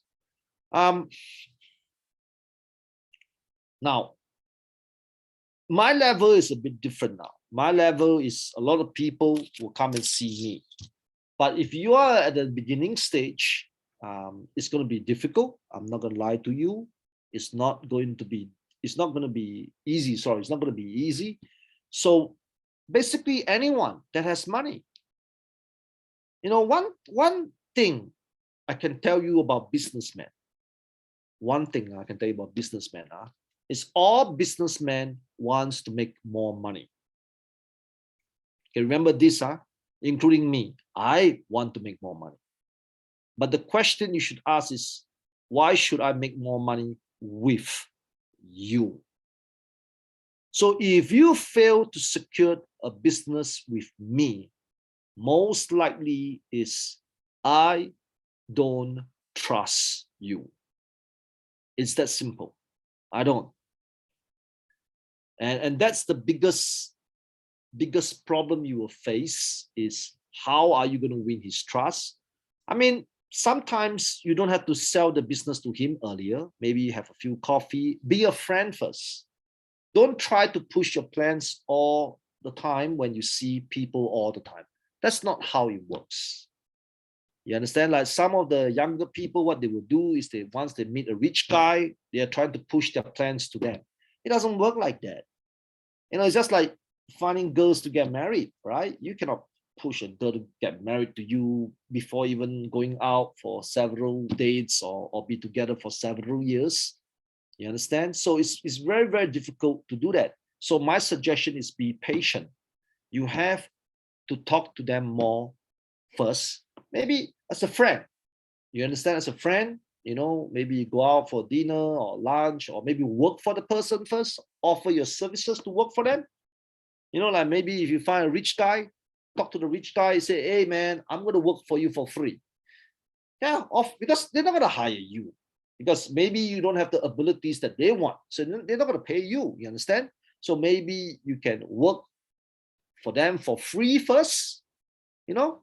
After you work for them for free for 3 to 4 months, then you put in the effort, the people trust you more. So there are 101 ways, but you have to be patient. It doesn't have to be about the business first. You understand? All right, next question. How to find investors and how to invite and talk to investors. Many ways, man. There are many ways, again, for me, I never look for specific business people. I don't look at this way. It's hard to really to look for specific people. Like usually there will be some consultancy firms that does that for you. Like they get angel investors or first round, second round, third round investments. There will be some consultancy firms that will look at your case and they'll find investors for you. Okay, there are people that does this job. But for me, it's usually just talk to people. Just talk to people. And remember, your ideology is not to look for money all the time. Just talk to people. Talk to as much people as possible. Talk to the restaurant owners of your favorite restaurant. Talk to you go to your favorite shops. Talk to the shop owner there. Talk to your boss's friends. Just be a friend first. Be a friend first. You have to be. You cannot be. There's no shortcut. Unless your product is a fantastic product, if your product is not a groundbreaking product, it's very, very difficult to get people interested in your investments the first time they met you, unless you have a groundbreaking product. If you don't have a groundbreaking product, my suggestion is talk to more people. Just talk to more people. You understand? And remember, your ideology is not to get them to give you money immediately. Be their friend first. Talk to them. And it's like numbers game. If you meet 10 rich people today, you be 10 rich people friends, and commit to that project. And after maybe 6 months later, 1 or 2 of them will be interested in you because you're such an honest, diligent person. And maybe they will invest in you. So that's how it works. I'm an executive producer for a media production house in Singapore. I have a lot of concepts that will be rejected by our creative directors. It's normal in our industry. Not all your concepts will be approved. You're right that ideas should be unique, and it's all about selling idea. However, for those new producers, they're always disheartened by this, and that's the reason why they resign. Any tips on how to be positive about rejections? Okay, that's a good idea. I think this is how to put this way. Okay, now, because your questions is very, very vague, is very, very vague. So I cannot give you an exact answers for that. But usually when it comes to me, in terms of doing a presentation, I don't look for a yes. I work towards a yes. Okay, that's me. Looking for yes is hard. It's because there's a lot of factors. Politics, people might even hate you. Yeah, for what we know, your creative directors do not like you. They like someone else better. It could be as simple as that. Politics. So I cannot tell you what's the best solutions, but I can tell you one thing. I always work towards a yes. I don't look for a yes. I expect everyone to say no to me. So if you want to be positive about rejections, is you must be mentally prepared to get rejected all the time. So that's number one. Okay, mentally prepared. Number two, you have to build relationships with your directors. Just like you hate your boss, some of you really hate your boss, but in order for you to be successful in your company, you have to build relationship with your bosses. That's how the world works today. I don't know how you're going to do it, but you have to do it. Third, I'm not sure about your ideas. Maybe your ideas are terrible. That's why you're getting rejected all the time. But if your ideas are great, I can tell you one thing.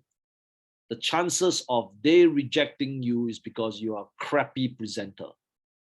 The way you present your ideas, boring, nobody cares, you didn't gain their attention.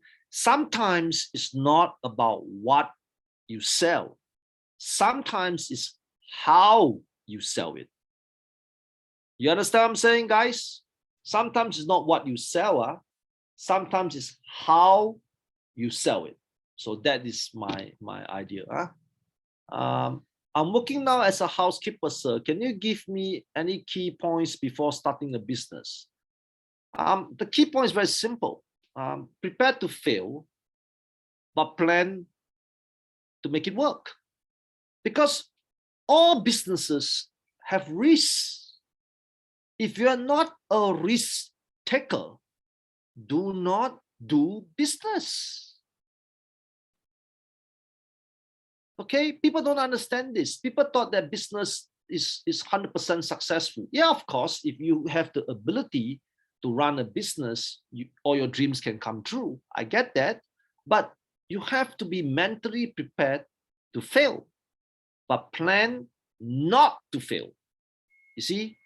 So that's the pointer for anyone that does want to do business. And for those people that are not doing business now, my suggestion is do some part-time business first. Part-time. Okay, on the weekends, sell a cake. Maybe Irene, Rulan, you can make cakes. Sell cakes on the weekend. Doesn't matter. Sell fried chicken. It doesn't matter. Okay, if you can sell fried chicken, you sell fried chicken. The key to business, there are actually three things. Of course, I think people must really love the journey of being a businessman. You know, like people like to go to, some people like to go to gym, right? Okay, they like to go to gym is because they like pain. Because exercising is painful, right? They like the pain. So when you like the pain, then you have this beautiful body. Okay, if you don't like the pain, you're not going to have any beautiful bodies. That's how the world works. So you must find a way to like the journey of running the business. Long hours, you must love long hours. If you don't like long hours, business is not good for you. You must learn to love long hours. So that's my key point, is to enjoy the business. So for those people, do some part-time business at home. I mean, you don't have to invest in anything. You can just sell cakes, sell t-shirts, I don't know, sell consultancy services, sell flowers. Like some of you maybe know how to make flowers and flower decos, things like that. And the key is not about making money. The key is about just understanding how running a business feel first. Because if you don't like the feeling of running a business, don't do business, please. You will lose out immediately. Okay, so my suggestion is, get some experiment first. In market analysis, you mentioned about getting at least 5 companies. Can you explain how to obtain details from it? Should I work there to get the details, or should I pretend I'm a customer? I mean, you can. You can do everything. You can pretend to be a customer. Everybody does that, so don't be shy. Okay, you can go to the website. You don't have to work there because you have a job. So don't work there unless you don't have a job. Okay. All right. So you can pretend to be a customer, go to the website, things like that. You have to do it.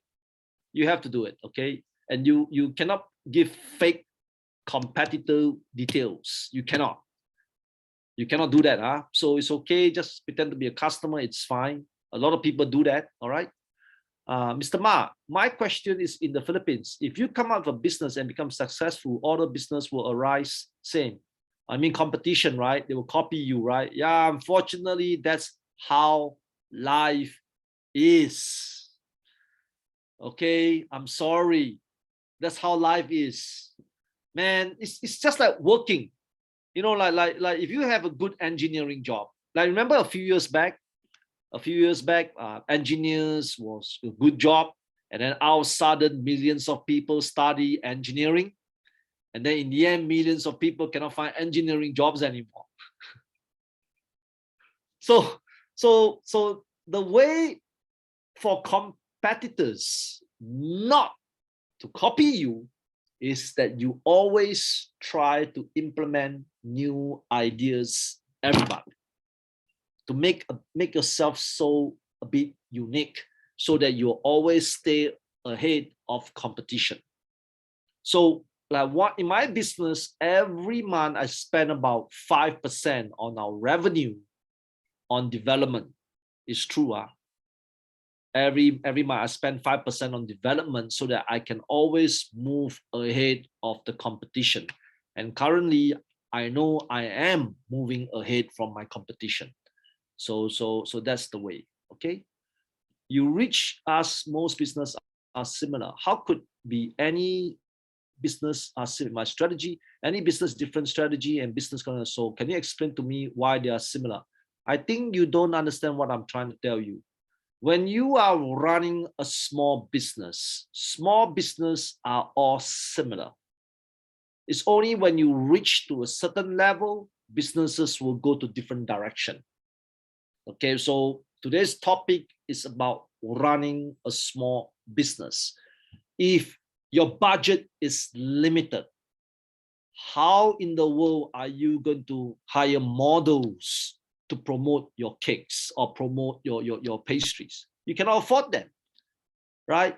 If you're running a small operation, how can you hire people to do accounting where you don't have money to even pay yourself?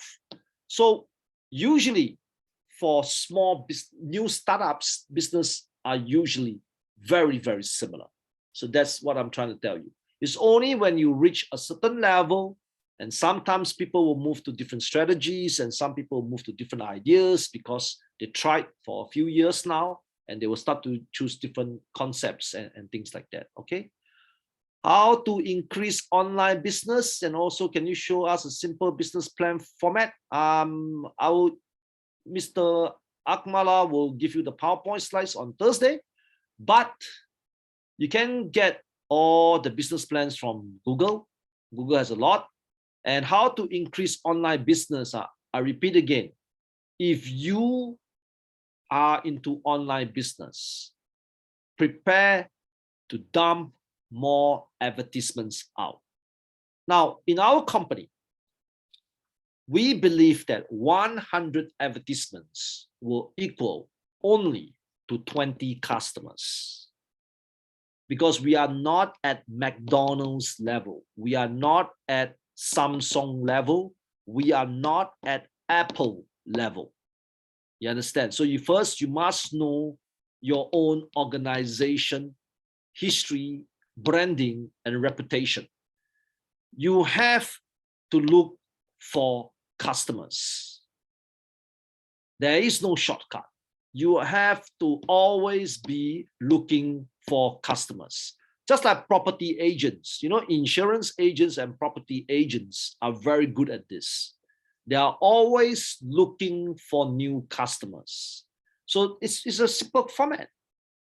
Today you put 100 advertisement. Tomorrow you try to put 200 advertisement. The following day you need to put 300 advertisement. The following day 400 advertisements. So the key is do whatever it takes to push your product out there so that people know your product. All right, because you are a small business, so more advertisements. Hi, I just want to hear and know more about the investors. The question is too general. I cannot answer the question. You got to make it more specifics. Which is more effective? Having multiple category business or just focusing on one? I mean, I am old school. I'm old school. I like to focus on one. Now, if you're a genius, if you can do multiple categories, I'm happy for you.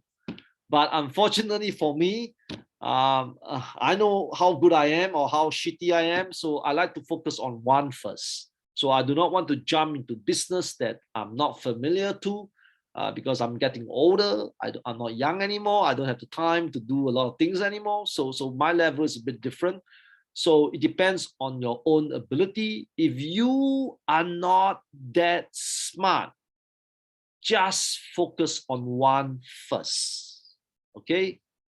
How to get customers and maintain my business to become successful? I mean, talk to people.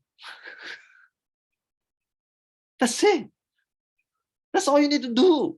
You need to talk to as much people as possible about your business.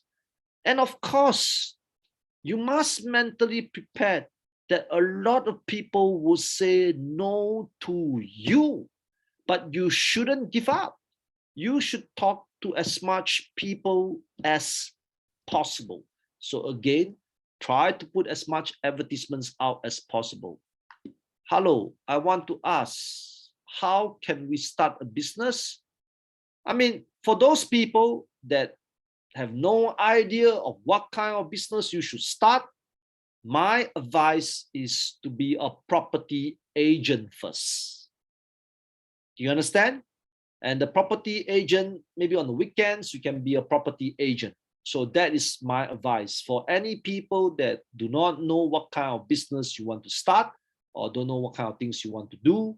My advice is to get experience in terms of selling, in terms of working with people, in terms of working long hours, because that's the experience that you want to have.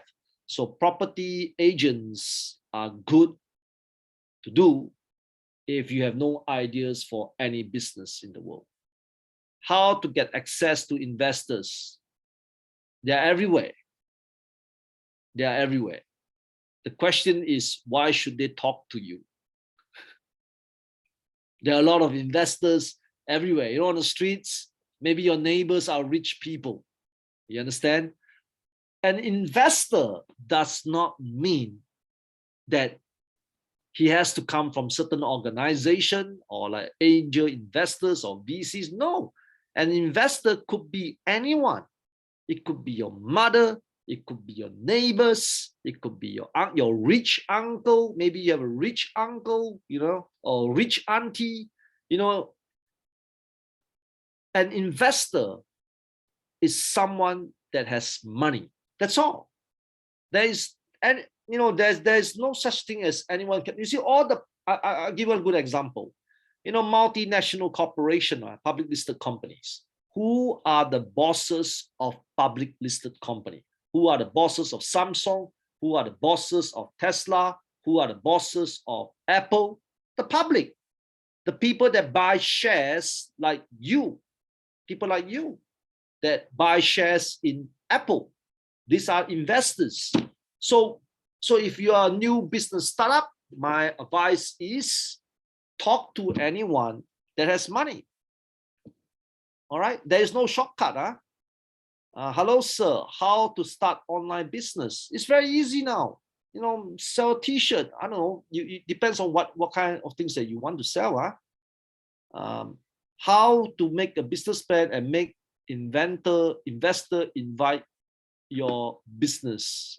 I think, Elisa, again, do not think like that. When you want to find investors, you have to be patient.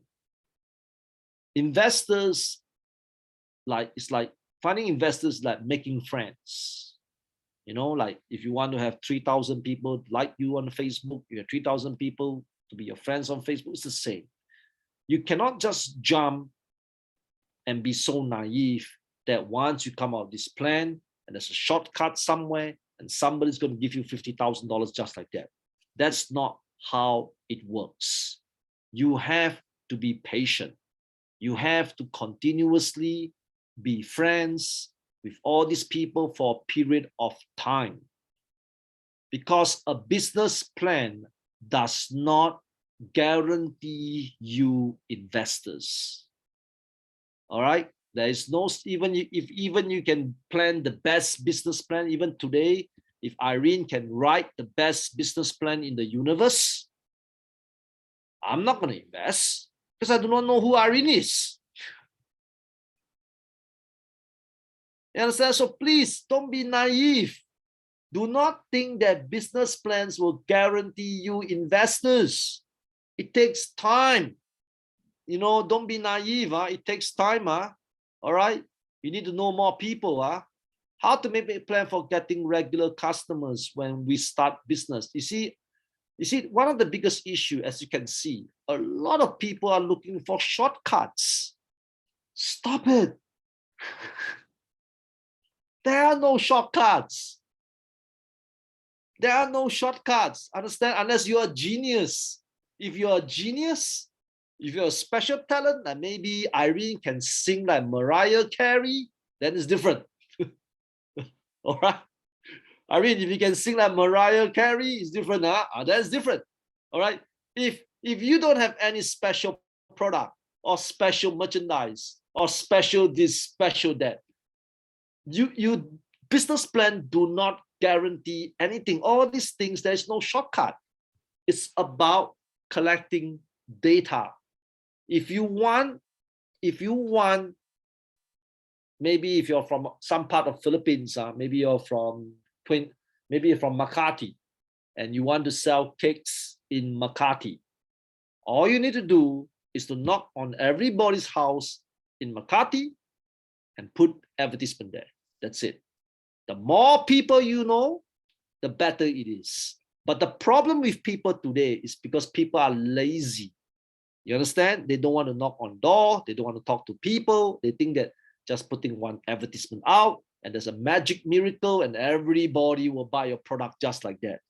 Yes, they will if your product is special. Okay, if your product is not special, nobody gives a shit. So the key thing is to find a way to talk to as much people as possible. There is no shortcut.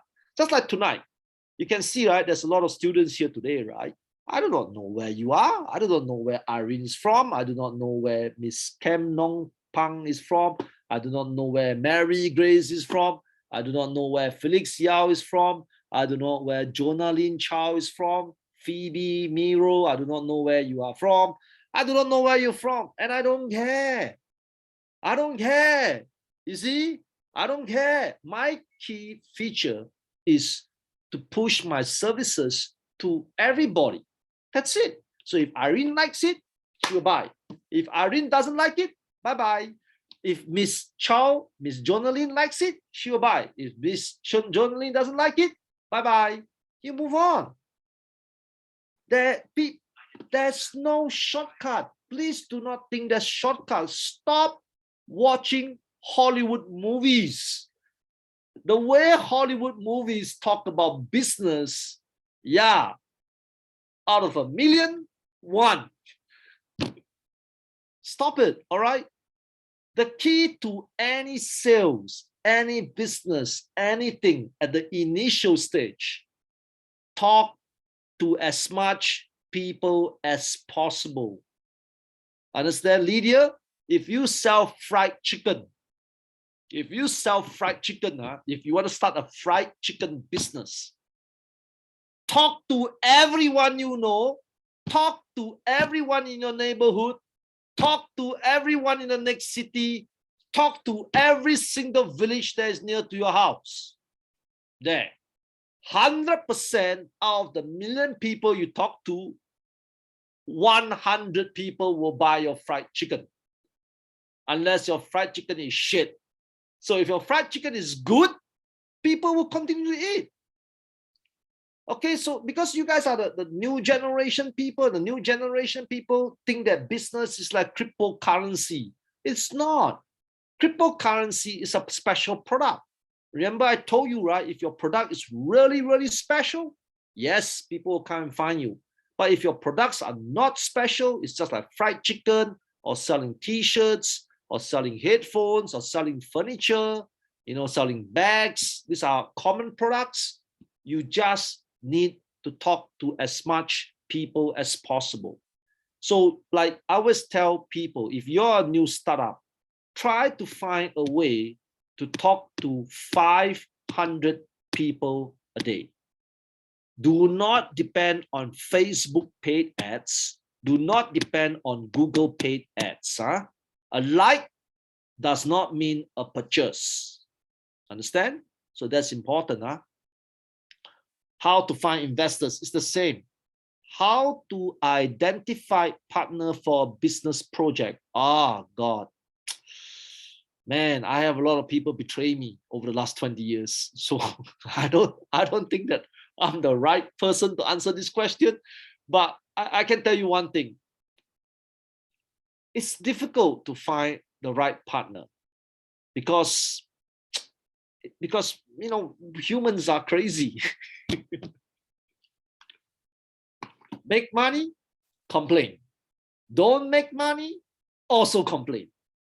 Got love, complain. No love, complain. So I cannot give you the right answer, but usually is try to find a partner to have skills that you do not have. So example, let's imagine Mr. Dijakai, sorry if I pronounce your name wrongly, Mr. Dijakai. Maybe you're a good salesperson that sell food. Just find a good cook. So your good cook cannot sell, but he can cook.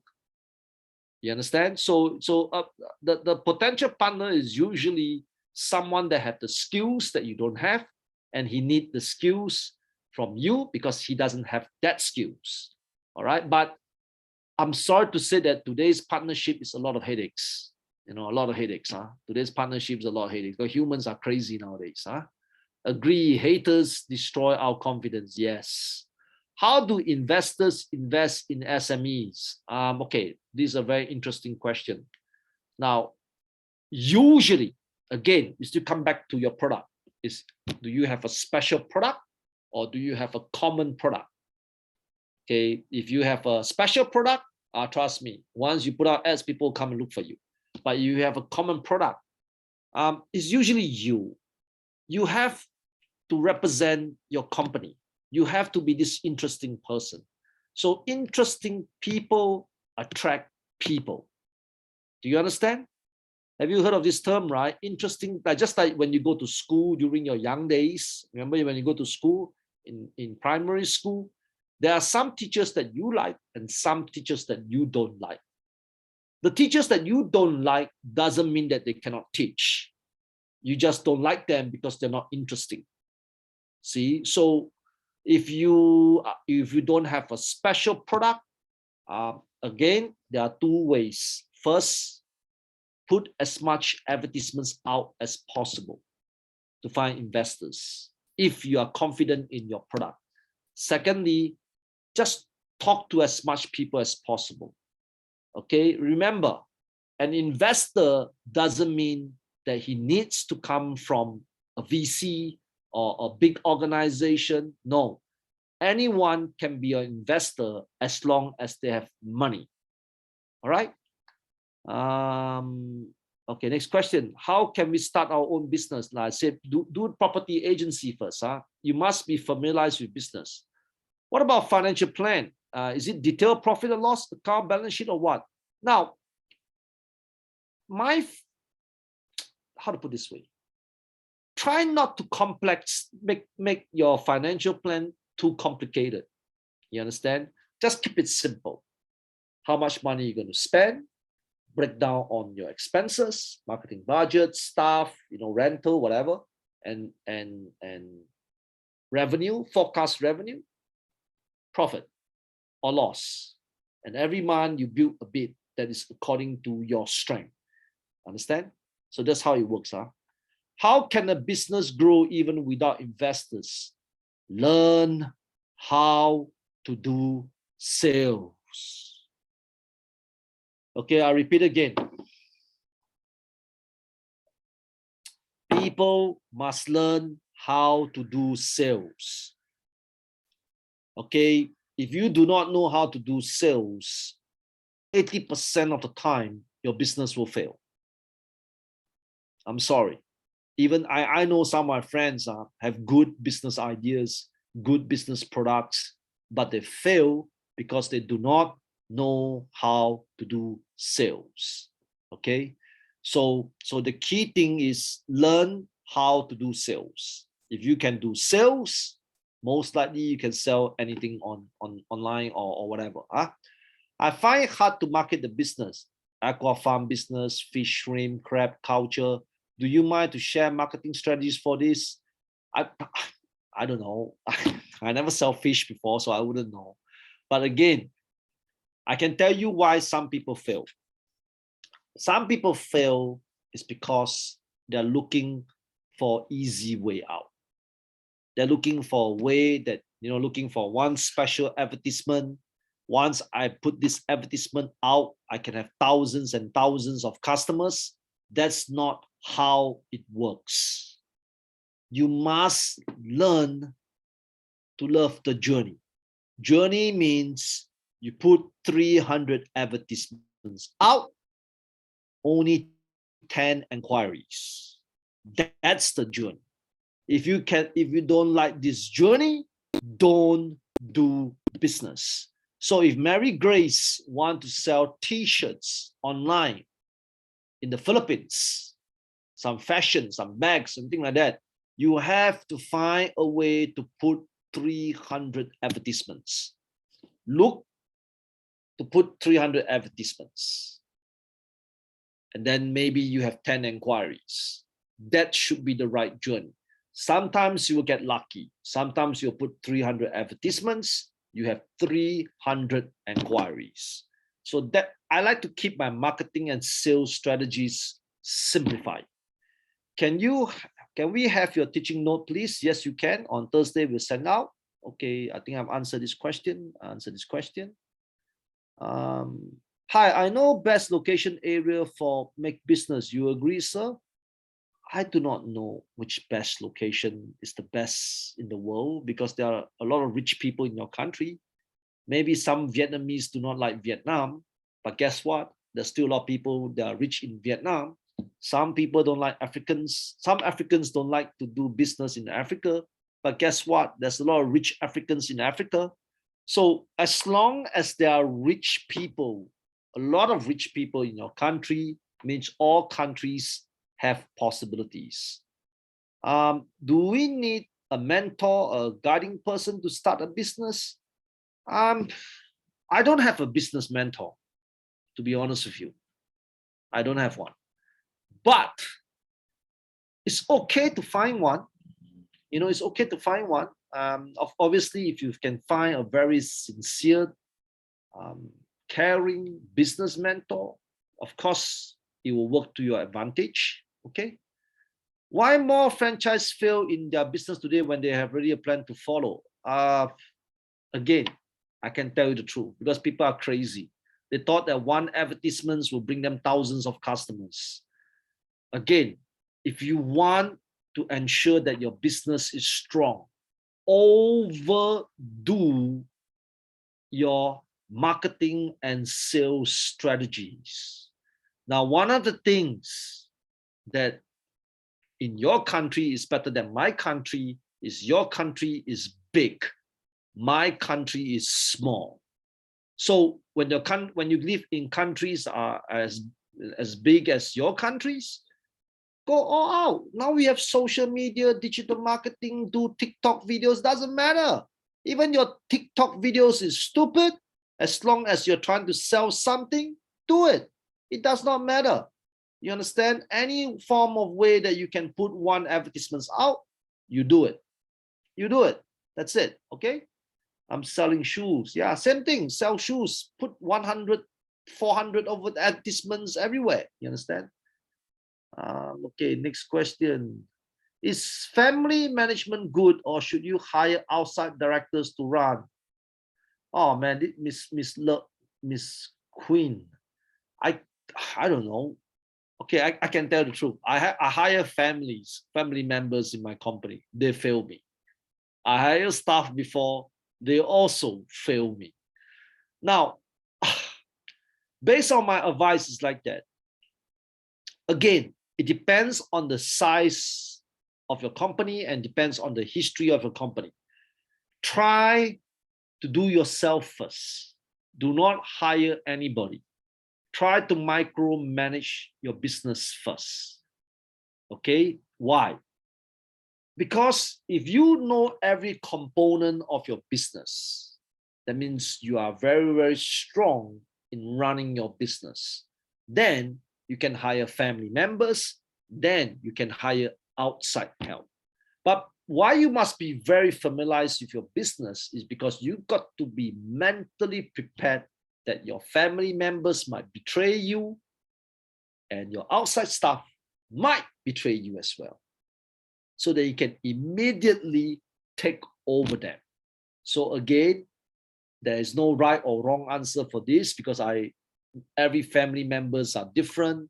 Every people are different, so there's no right or wrong people or what you can do or what you can hire. So my advice is hire them, but prepare for them to fail so that you can take over them anytime. Of course, when we hire people, we always hope for the best. Um, yeah, when making a business plan, what are the many factors can make a business grow, and the SWOT analysis, is it important to use in business? Yeah, it is. But again, if you want to make an interesting business plan, I think the key component is the strategy aspects. It's all about sales. When people want to invest in you, they don't care who you are. You can be the dumbest person on this earth. They wouldn't know. So the key element is your marketing strategies.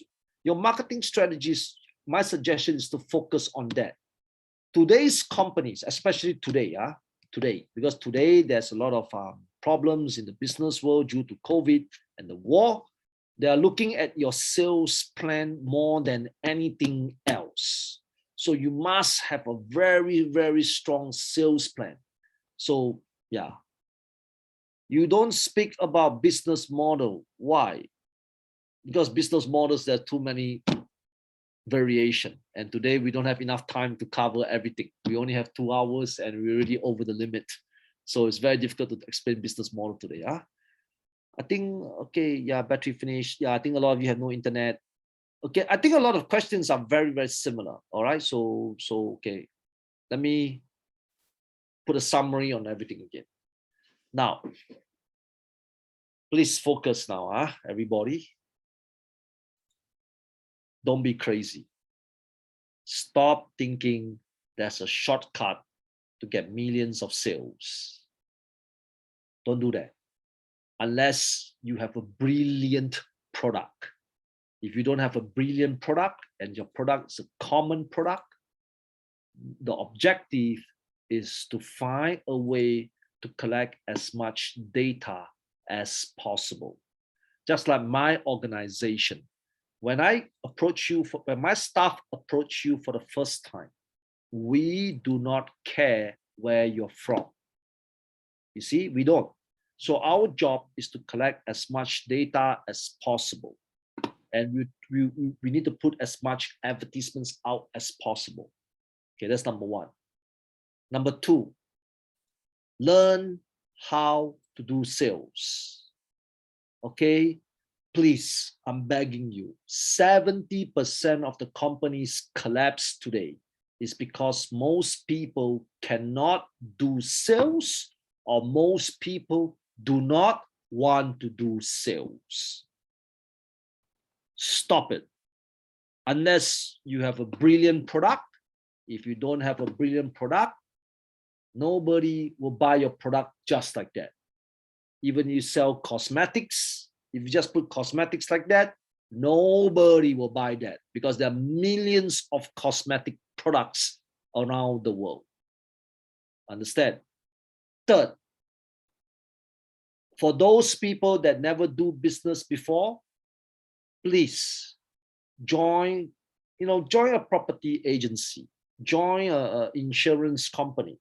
The thing about business is the lifestyle.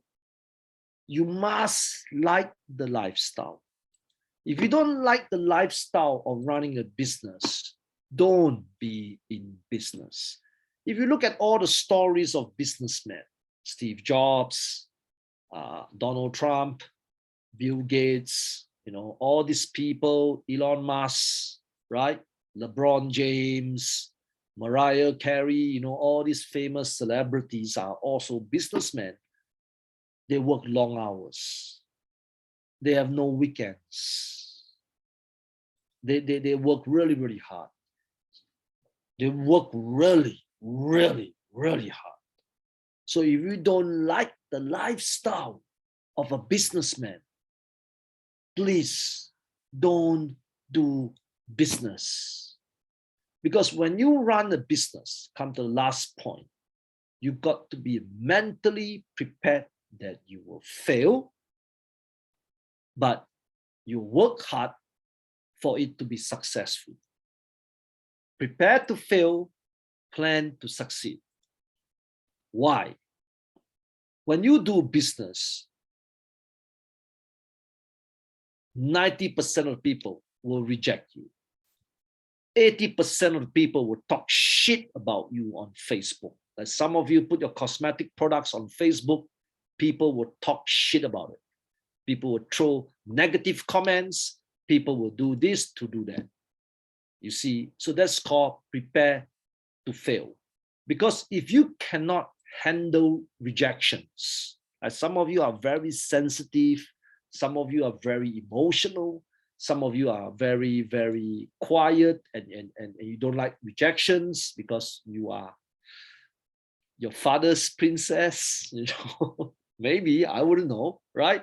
All your parents always, you know, give you a lot of entitlement. Man, you're gonna fail. Business is about people hating you. Now, before I go, let me explain to one single thing to everybody. Everything that you see in your house, everything that you see in your house is created by humans that involve into business. The t-shirt, the chair, the furniture, the walls, the paint that you use, the toothpaste that you use, the toilet brush, the color of your roof are all parts of the business world. Now, any item that was invented for the very first time in human history, people always talk shit about it. Miss Zimbabwe, the wall color coding you have on your walls, when it was first invented in your country, people talk shit about it. When the first iPhone came out, people talk shit about it. When the first chair that was invented millions and millions of years ago, people talk shit about it. So if you don't have courage, and ultimately business depends on one word, courage. If you don't have courage, don't do business, don't bother to create a business plan, don't bother to find investors. Courage means you must mentally prepare that people will say no to you all the fucking times and you continue to push on. That's courage. If you don't have courage, don't write business plan, don't find investors, don't do business. All businessmen will tell you 10% is the product, 90% is the person. Nobody's going to eat fried chicken if that crazy guy for the first time tried to sell fried chicken in the Philippines. Because 200 years ago, there are no fried chicken in the Philippines. Do you understand? Just like some of you are from Russia or Central Asia, the first person that promote English in your country, all the Russians and Central Asians are laughing at this idiot. Why is this stupid idiot selling English programs in my country? So people talk shit about them. The old Russian parents do not believe in English. You know, courage. The first person that sell yellow dye hair products in your country. You know, yellow dye hair products, people laugh at him. People tease him. People think that yellow dye hair will destroy hair. Courage. If you have no courage, stop doing anything. Because don't waste your time. You see, a lot of people are talking about business, investors, business plans, ideas, sales. It's all bullshit. Absolutely bullshit. The key word that gel everything together is courage. Courage. If you have no courage, just work for people, have a simple life. Hopefully you can marry to a rich guy. If you cannot get married to a rich guy, I'm sorry. That is my advice. All right. If you can't marry a rich guy, I'm sorry. So the key word, you see, a lot of people are thinking of shortcuts. I repeat, I use this word several times now. Shortcuts. Stop shortcut. There is no shortcuts. There's only you. That's only you. Only you. No one else. You see, people follow you. Do you understand? They don't follow your plans. They don't follow your ideas. They follow you. If you cannot make people follow you, even all your plans will not work. All your products will not be able to sell. Nobody will hire you. That is where the key is. You have to understand that. So courage is the word that will gel everything together. Because some of you, the way you speak, people might not, you're not interesting. So some people don't have the courage to be even interesting. That's why there's a lot of old people. I know a lot of old people that are older than me. My business is 10 times bigger than them. Not because the old people have no experience. It's because they have no courage to angle their business to face the young people of today. All right, guys, good. Please put a thumbs up if you understand me. All right, we have come to the end of the orientation. It's 10:30. It's a bit late now. Okay, it's half an hour extra. Again, just for your information, I remember I spoke to some of you weeks ago that we're going to start a business club soon. Okay, I think I spoke to John Malusa, right, and Lorenzo as well, right, that we're going to start a business club soon. So this business club is something unique.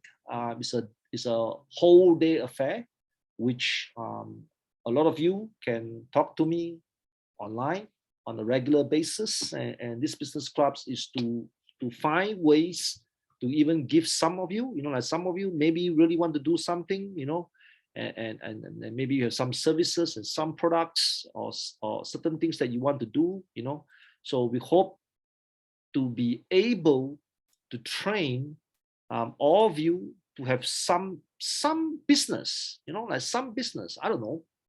Now maybe Mr. CEO can sell T-shirts to America. I don't know, something like that. Or Miss Elena can sell things from Russia. I think it's from Russia, right? From things from Russia to China. I don't know, something like that. So we want to get to get something up and running. I think in the middle of this month, which is next week. Next week, we'll be announcing to a lot of students on how we're going to do this business club. And this is the real thing. It's a real thing. That means some of you really will have this opportunity to talk to people from around the world.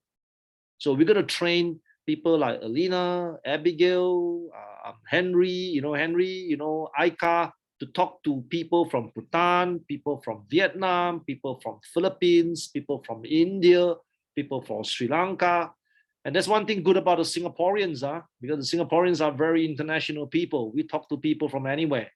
You see, so this is a good opportunity for some of you. So for those people who are keen, all you need to do is just contact your consultants starting from this Thursday, not tomorrow, starting from Thursday, and say that you wish to join the business club, and they will tell you what to do next. Okay. So this is a real deal. So I'm going to teach like maybe, Felix, I don't know which country you're from. Felix, are you from Malaysia? Felix, are you, just put a thumbs up? Oh, Singapore. Oh, okay, sorry. So maybe I can teach you. You see, I'm a Singaporean. Look at my customers. They're from everywhere, including Africa. There you go. So this is what the business club is about. So the business club is to give you real life practices. You know, I don't know how you feel. I really feel that this is the best time to do business now compared to my parents' generation. During my parents' generation, we need to spend $20,000, $50,000, $60,000 on newspaper advertisements. And we don't have anything that I can travel to any parts of the world to talk to people. Like some of you are from Turkey. You know, how can Turkish people sell the services to Central Asians? Some Africans can, you know. So this is something that we hope that we will be doing in the upcoming weeks. All right, guys. Okay. Thank you so much. I hope you have a good evening. All right. I hope to see you guys really, really soon in the future. So yeah, all the best to everybody. Bye-bye.